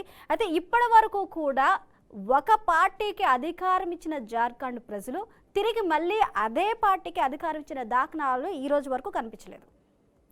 మరి ఇప్పుడు ఫలితాలు ఎలా ఉంటాయంటారు? మరొక్కసారి కాంగ్రెస్ అక్కడ ఉంటుందా, లేకపోతే గతంలో లాగా మరొక్కసారి కాంగ్రెస్ ఇవ్వకూడదు ఇంకొక పార్టీకి వేసే అవకాశాలు ఉన్నాయంటారా? మీ అనాలిసిస్ ప్రకారం ఏం చెప్తారు? ప్రాంతీయ పార్టీలు ఎలా ఉంటాయంటే వాళ్ళు చెప్పిందే వేదము చేసిందే రాజ్యం అనే విధంగా వ్యవహరిస్తారు. ఇక్కడ మీరు చెప్పినట్టు ప్రతి ఎన్నికల్లో మనం గమనించినప్పుడు ఒకసారి వచ్చినటువంటి పార్టీ మరోసారి అధికారంలోకి రావటం లేదు. అంటే ఈ కూటమి కూడా అనుకున్నాం. సో ఇప్పుడు కూడా అదే జరిగే అవకాశాలు ఎక్కువ కనిపిస్తున్నాయి. మనం మార్జిన్ తక్కువ ఉంది ఎన్డీఏ కూటమికి అని ఇప్పుడు వరకు ఉన్నటువంటి వాటిని పరిశీలించినా కూడా చివరగా ఎన్డీఏ కూటమికే ఛాన్సెస్ ఉన్నాయని అనుకుంటున్నాను. ఎందుకు అంటే ఒకప్పటి రాజకీయ పరిస్థితులు ఈనాటి రాజకీయ పరిస్థితులు వేరు. ఇవాళ సోషల్ మీడియా వచ్చిన తర్వాత గ్రామీణ ప్రాంతాల్లో కూడా ఈ మొబైల్ ఫోన్స్ వెళ్ళడము, అందులో చూడడము, అనేక విషయాలు తెలుసుకోవటము, ప్రభుత్వ పరిపాలనా విధానాన్ని గమనించటము, ఓటర్స్ మైండ్లో కొన్ని ఫిక్స్ అయిపోతాయి. ఈ భయంకరమైనటువంటి అవినీతి ప్రభుత్వం ఇది. సరే ఆరోపణలు వచ్చినంత మాత్రాన కోర్టుల్లో నిజం కోర్టుల్లో నిరూపణ అవుతాయా కాదంటే తర్వాత, కానీ జరిగిందా లేదా? అసలు అది మామూలుగా అది ఏజెన్సీ ఏరియాలో మైనింగ్ ఎక్కువ జరుగుతుంది అక్కడ అన్ని రాష్ట్రాల కంటే. మైనింగ్ మాఫియా ఎంత దారుణంగా అక్కడ ఉంటుంది అంటే, ఎవరు అధికారంలో ఉంటే, బీజేపీ ప్రభుత్వంలో కూడా నేను మాఫియా లేదని చెప్పడం లేదు, అప్పుడు కూడా మాఫియా ఉంది, ఇప్పుడు కూడా మాఫియా ఉంది.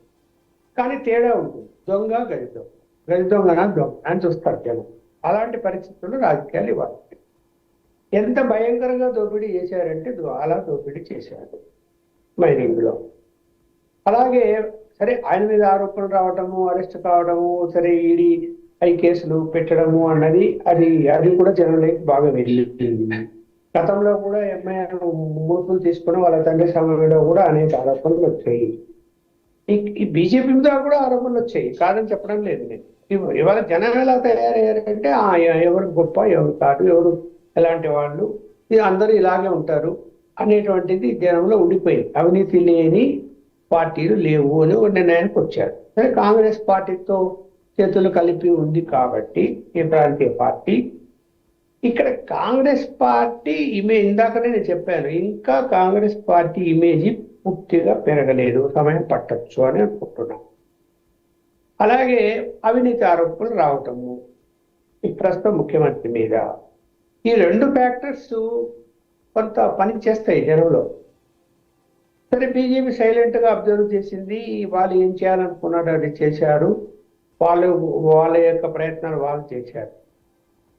కాబట్టి ఇక్కడ జార్ఖండ్ అన్నటువంటిది ఒక చిన్న రాష్ట్రం అయినప్పటికీ కూడా అక్కడ ఏజెన్సీ ప్రాంతాలు ఎక్కువ ఉండటము, వాళ్ళ ఓట్ల యొక్క ప్రభావము ఉండటము మనకు కనిపిస్తుంది.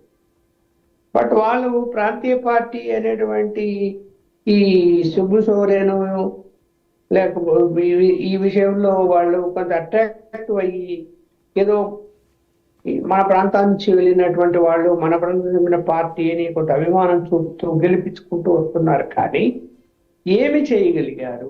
ఆ గిరిజన ప్రాంతాల అభివృద్ధికి ఏమి చేయగలిగారు? ఎంతవరకు జరిగింది? ఇవాల్టి కూడా అక్కడ ఎవరు డామినేట్ చేస్తున్నారు? అడవుల్లో ఉంటూ నక్సల్ చాలా ప్రాంతాలు డామినేట్ చేస్తున్నారు. వాళ్ళు మీరు ఎవరికి ఓటేయాలో కూడా ఆదేశిస్తున్నారు. వాళ్ళ మాట కాదనలేని పరిస్థితులు చాలా ఉన్నాయి. కనీసము 18 నియోజకవర్గాల్లో వాళ్ళ ప్రభావం చాలా తీవ్రంగా ఉంటుంది.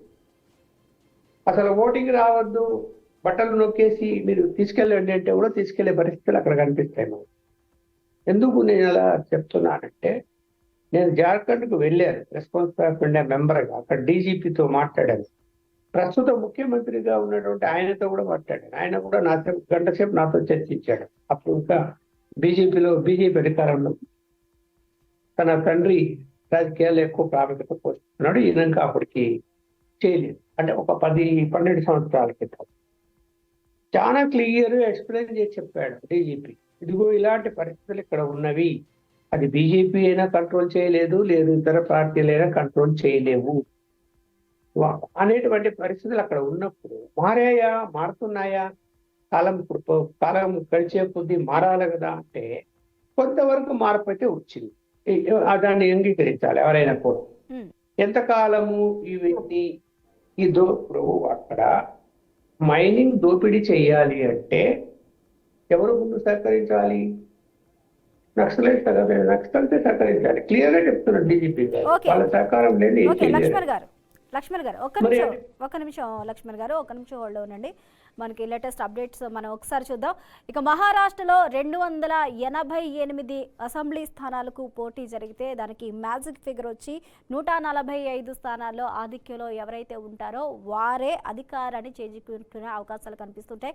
అదేవిధంగా జార్ఖండ్లో కూడా మ్యాజిక్ ఫిగర్ 41గా ఉంది. ఈ మ్యాజిక్ ఫిగర్ని క్రాస్ అయిన వాళ్ళు ఎవరైతే ఉంటారో వారే అధికారాన్ని కైవసం చేసుకుంటారు. అయితే ఇప్పటివరకున్న లేటెస్ట్ అప్డేట్స్ మనం చూస్తే మహారాష్ట్రలో ఎన్డీఏ కూటమి 136 స్థానాల్లో తన ఆధిక్యాన్ని కనబరుస్తుంది. అదేవిధంగా ఇండియా కూటమి వచ్చేసి 83 స్థానాల్లో మహారాష్ట్రలో తన ఆధిక్యాన్ని చూపిస్తుంది. అయితే జార్ఖండ్లో ఇక్కడ సమీకరణాలు చాలా టైట్గా కొనసాగుతున్న పరిస్థితులు కనిపిస్తుంది. ఇక్కడ పోటీ టై అనేది మనకు కనిపిస్తుంది. ఎన్డీఏ 38 స్థానాల్లో ముందంజలో ఉంటే ఇండియా కూటమి 37 స్థానాల్లో ఉంది. అంటే ఈ 38, 37 ఈ రెండు కూడా ఈ సంఖ్యలు అటు ఇటుగా చేంజ్ అవుతూ ఉన్నాయి. అంటే అయితే ఎన్డీఏ లేకపోతే ఇండియా కూటమి అనే విధంగా ఒక టైట్ ఫైట్ అయితే జార్ఖండ్లో మనం చూడొచ్చు. లింగం యాదవ్ గారు, అదేవిధంగా వయనాడ్లో కూడా ప్రియాంక గాంధీ తన ఆధిక్యాన్ని అయితే కనబరుస్తూ ఉన్నారు. నాందేడ్లో కూడా అదేవిధంగా అలాంటి రిజల్టే మనం చూస్తూ ఉన్నాం. అయితే మ్యాజిక్ ఫిగర్ 145, ఈ మ్యాజిక్ ఫిగర్ని మహారాష్ట్రలో చూస్తే ఆధిక్యాన్ని 136, 86 ఇండియా కూటమి ఉంది. అంటే చాలా డిఫరెన్స్ మనకు కనిపిస్తుంది. కానీ జార్ఖండ్లో పరిస్థితి అలా లేదు. 1 or 2 అనేది అటు ఇటు మారుతూ ఉంది. ఎవరైనా రావచ్చు, మీరైనా రావచ్చు, నేనైనా రావచ్చు అనే విధంగా అయితే ఇక్కడ జార్ఖండ్ రిజల్ట్ మనకు కనిపిస్తున్నాయి. మరి మ్యాజిక్ ఫిగర్ల సంగతి ఏంటి? 145 and 41 రీచ్ అవుతుందా? డెఫినెట్గా మనం జార్ఖండ్ గురించి కనుక మాట్లాడితే డెఫినెట్ కూడా మాకు అదే అండి, ప్రజలపైన పూర్తి విశ్వాసం ఉంది. ఇవాళ జార్ఖండ్ ప్రజలుని ఏ విధంగా బీజేపీ వేధించింది, వేధింపులకు గురి చేసింది, ఎలక్ట్ అయిన ప్రభుత్వాలని ఏ విధంగా వాళ్ళు కొలగొట్టడానికి ప్రయత్నం చేసిరు, ఇవన్నీ కూడా జార్ఖండ్ ప్రజలు మర్చిపోలేదు. డెఫినెట్ కూడా జార్ఖండ్లో కాంగ్రెస్ అంటే India alliances, JMM Congress India అలయన్సెసే గెలవబోతుంది. ఇందులో ఎవ్వరికి కూడా ఎలాంటి అనుమానం అవసరమే లేదు. ఇవాళ నేనేం చెప్తున్నా అంటే, ఇవాళ ప్రత్యేకించి బీజేపీ కేంద్ర ప్రభుత్వంలో వాళ్ళు ఏ విధంగా ఒక రాజకీయ క్రీడ వాడి జార్ఖండ్ ప్రజలు వంచినటువంటి వ్యక్తులు బీజేపీ వాళ్ళు.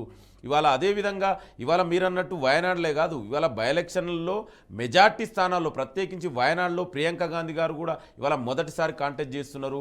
సో డెఫినెట్ కూడా మంచి మెజార్టీతో పాటు గెలవబోతున్నారు ఇవాళ వయనాడులో ప్రియాంక గాంధీ. అదేవిధంగా నాందేడు బై ఎలక్షన్లో కూడా కాంగ్రెస్ పార్టీ, లోక్సభ బై ఎలక్షన్లో కాంగ్రెస్ పార్టీ గెలవబోతుంది.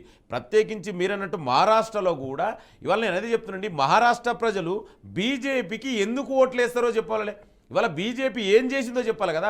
వీళ్ళు ఎక్కడైనా అభివృద్ధి గురించి, ఓట్ల గురించి మాట్లాడండి, అభివృద్ధి గురించి ఓట్లు అడిగిరండి.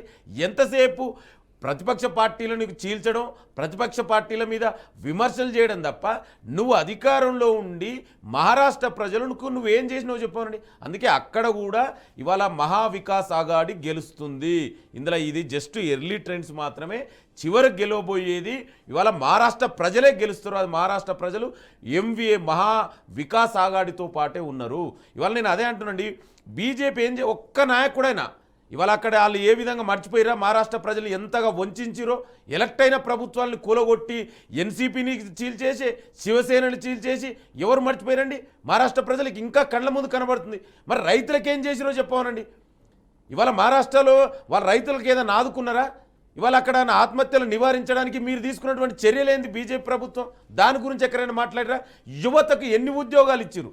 ఇవాళ మీరు ఎంప్లాయ్మెంట్ గురించి ఎవరైనా మాట్లాడారా? ఒక్క ఎంప్లాయ్మెంట్ గురించి కూడా ఒక్కరు కూడా. ధరల పెరుగుదల గురించి, ఇవాళ ధరలు ఇన్ఫ్లేషన్ పెరిగింది. ఇవాళ సామాన్య ప్రజలు అక్కడ మహారాష్ట్రలో తినడానికి చాలా ఇబ్బందిగా ఉంది. మరి దాని గురించి ఎక్కడ ధరలు తగ్గించడం గురించి బీజేపీ నాయకులు ఎక్కడైనా మాట్లాడిరా? ఇవన్నీ చూసి ఇవాళ మహా వికాస్ ఆఘాదితో పాటే ఇవాళ మహారాష్ట్ర ప్రజలు ఉన్నారు.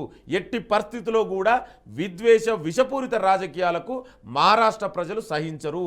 ఓకే, లింగమయ్య దగ్గర ఒక నిమిషం ఉండండి. లక్ష్మణ్ గారు, ఇక్కడ మహావికాస్ ఆఘాడి ఏదైతే ఉందో విజయకేతనం ఎగరవేసేది రెండు రాష్ట్రాల్లో కూడా ఇండియా కూటమే, ఎంవీఏనే మహావికాస్ ఆఘాడి అని చెప్పేసి వారు చెప్తున్నారు. అయితే వీళ్ళు తీసుకున్న స్లోగన్స్ అలాగే చెప్తున్న విధానం మనం గత ఎలక్షన్లో చూసినట్లయితే ఈ ఎలక్షన్స్ ముందు కులగణన అనేది ప్రాథమికంగా తీసుకున్నారు, సామాజిక న్యాయం అనేది కూడా ప్రాథమికంగా తీసుకున్నారు, రాజ్యాంగ పరిరక్షణ, ఇవన్నీ కూడా ఇక్కడ ఎంతవరకు వర్కౌట్ అయ్యే అవకాశాలు ఉంటాయి? కాంగ్రెస్ వైపు ఇవన్నీ కూడా మగ్గు చూపే అవకాశాలు ఉంటాయి. కాకపోతే మహారాష్ట్ర రిజల్ట్ అయితే అంతగా అనుకూలంగా అయితే మనకు కనిపించట్లేదు. జార్ఖండ్లో అయితే టైట్ ఫైట్ ఇస్తుంది మనకి. లక్ష్మణ్ గారు చెప్పండి. కాంగ్రెస్ పార్టీ తెలంగాణలో కులగణన ప్రారంభించినంత మాత్రాన ఈ రెండు రాష్ట్రాల ఎన్నికలు ఉన్నాయి, దాని ప్రభావం అక్కడ మనకేమి కనపడదు. ఇక్కడ కూడా కులగణన చేస్తారేమో అని చెప్పి ఎగబడి ఓట్లేసే పరిస్థితి ఏమి ఉండదు. విధానంలో తేడా ఉంటది గ్యారెంటీగా. ఇక్కడ దానివల్ల ప్రయోజనం ఏంటి? కులగణన జరుగుతుంది, ప్రయోజనం ఏంటి? కులగణన జరిగిన దానివల్ల ప్రయోజనాలు రావాలా? ఎలా రావాలి? ముందు రాజకీయ ప్రయోజనం రావాలనుకున్నాం, రాజకీయ ప్రయోజనం రావాలా, తర్వాత బీసీ యొక్క రిజర్వేషన్లు పెరగాల అనుకున్నాం. కాంగ్రెస్ పార్టీ అనుసరిస్తున్న విధానాల్లో బీసీ ఓటర్లు అత్యధిక శాతం, అంటే 60% మించి ఉన్నటువంటి నియోజకవర్గాల్లో కాంగ్రెస్ పార్టీ బీసీలకు టికెట్లు ఇచ్చిందా? నేను ఈ పార్టీని కదా అన్ని పార్టీలు ప్రశ్నిస్తా, బీజేపీ కూడా ఇవ్వలేదు. అలాగే మరి 62% తెలంగాణలో బీసీలు ఉంటే మరి రేవంత్ రెడ్డిని ఎట్లా ముఖ్యమంత్రి చేశారు? కులగణన జరిగితే అదే వస్తుంది కదా, అప్పుడు ఏమైనా మారుస్తారా? బీసీకి ఇస్తారా? జరగదు, అది జరిగే పని కాదు. రాజకీయాలు ఎలా ఉంటాయంటే అధికారం చేజిక్కించుకోవాలి. అలాగే ఎవరు నడిపించగలుగుతాడు పార్టీని, లీడర్ ఎవరు, శక్తి సామర్థ్యాలు ఏమిటి, అవన్నీ చూసే నిలబడతారు. అక్కడ కులాలతో పని ఉండదు. కులాలను తీసుకోగలిగితే గనక రాజకీయ పార్టీలు మనం కూడా సాగించలేవు.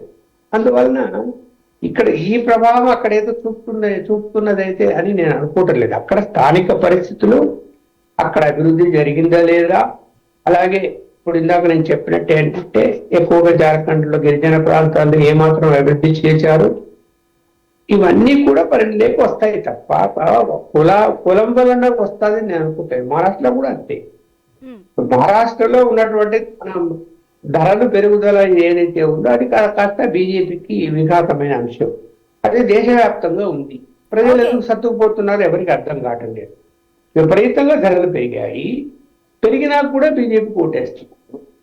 ఎందుకు వేస్తున్నారు అంటే మరి ఎందుకు అడ్జస్ట్ అవుతున్నారు అంటే అన్నది మనం చూడాలి. ఎందుకంటే అంతకంటే మంచి ప్రభుత్వం రాదేమో అనేటువంటిది ఆలోచిస్తున్నారు, ఏమో తెలియదు. ఇవాళ మహారాష్ట్రలో కూడా ఆ ధరల ప్రభావం కూడా ఏం పని చేస్తుందని నేను అనుకోవటం లేదు. ఇక్కడ రైతులకు సమస్య, రైతుల విషయంలో కాస్త మెత్తబడి బీజేపీ ప్రభుత్వం సానుకూలంగా కొంత వ్యవహరించింది ఎన్నికలు, అందువలన అంత వ్యతిరేకత అక్కడ కనపడడం లేదు. కాబట్టి గెలిచేటువంటి అవకాశాలు ఎన్డీఏ కూటమికి ఎక్కువగా అక్కడ ఉన్నాయి. సరైన ఇప్పుడు కాంగ్రెస్ మిత్రులు మతపరమైనటువంటి రెచ్చగొట్టే పార్టీ బీజేపీ అని అన్నప్పుడు శివసేన మతపరమైన పార్టీగా పక్క, బీజేపీ అన్న పక్క కాదు. అవును. అది అది అది ఆరోపణ వస్తుంది కానీ నిరూపించదు. కానీ శివసేన అనేటువంటిది పక్క మతపరమైన, హిందూ మతపరమైన పార్టీ. మరి దాంతో కొత్తలా పెట్టుకున్నారండి. వాళ్ళతో కలిసి అధికారంలోకి ఎలా వచ్చారు?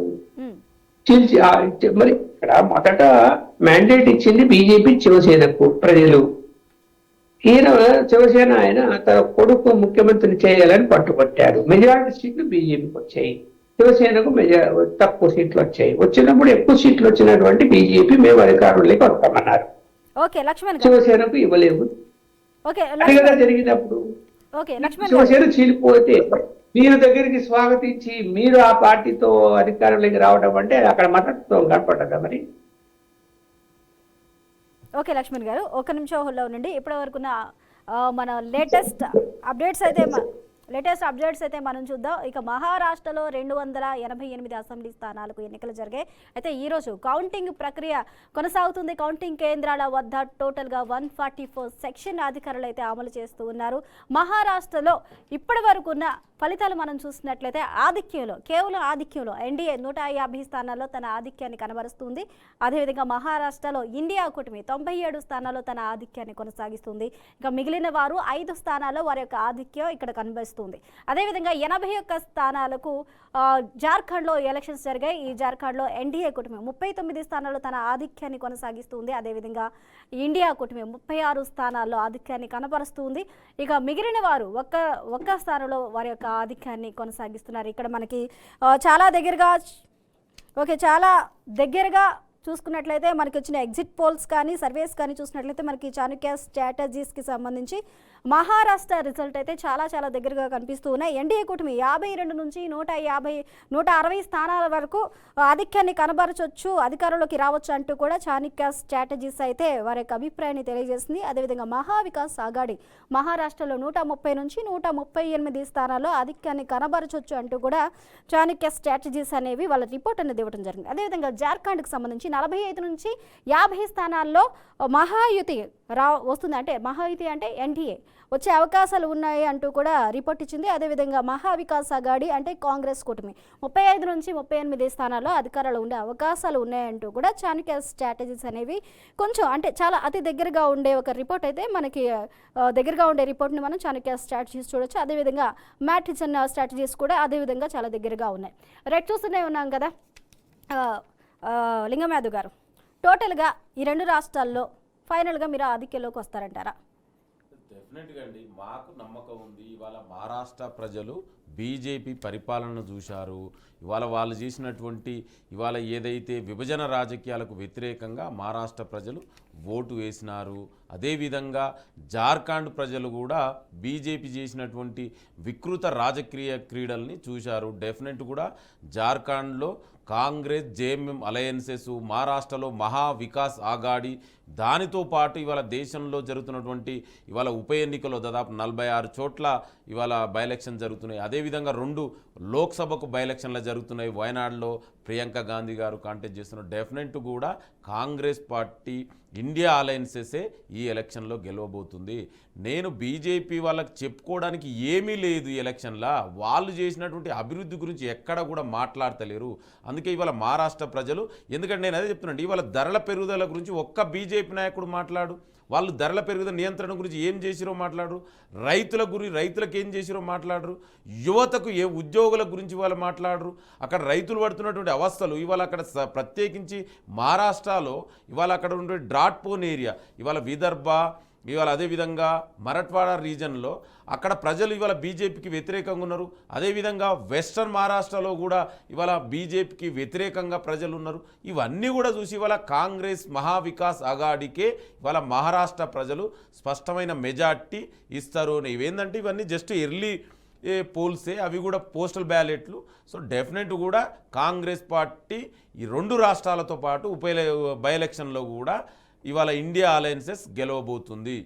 ఓకే, రైట్ అండి, రైట్. థ్యాంక్ యూ లింగం యాదవ్ గారు. అదేవిధంగా ఈ డిబేట్లో పాల్గొన్న పలనాటి వెంకటరెడ్డి గారు బీజేపీ నేత, అదేవిధంగా మసాన్ రావు గారు, లక్ష్మణ్ గారికి, బొమ్మెర రామూర్తి గారికి, మధు గారికి అందరికీ థ్యాంక్ యూ అండి, థ్యాంక్ యూ సో మచ్. రైట్గా చూస్తూనే ఉన్నాం కదా, ఇక 2 రాష్ట్రాల్లో కౌంటింగ్ ప్రక్రియ అయితే కొనసాగుతుంది. కౌంటింగ్ కేంద్రాల వద్ద 144 సెక్షన్ అధికారులు అయితే 144 సెక్షన్ని విధించారు. అయితే ఇక్కడ ఇమీడియట్గా ఉన్న రిజల్ట్ ఏదైతే ఉందో అది మారుతూ ఉంటుంది. మహారాష్ట్రలో కొంచెం స్టేబుల్డ్గా ఆ రిజల్ట్ మనకి కనిపిస్తున్న ఎన్డీఏ అధికారంలోకి రాబోతుంది, ఆధిక్యాన్ని కనబరుస్తుంది అన్న ఆలోచన కల్పిస్తున్నప్పటికీ కూడా జార్ఖండ్ అంశం వచ్చేసరికి టైట్ ఫైట్ అయితే కొనసాగుతుంది. ఇటు ఎన్డీఏ ఇండియా కూటమి రెండు కూడా నువ్వా నేనా అనే విధంగా అయితే ఆ టైట్ ఫైట్ అనేది మనకి కనిపిస్తుంది. మరి ఎవరు ఎన్ని స్థానాల్లో ఆధిక్యంలోకి వస్తారు, గెలుపొందుతారు అనేది చూడాలి. మరి కాసేపులో మనకి పూర్తి అప్డేట్స్ అయితే వస్తాయి.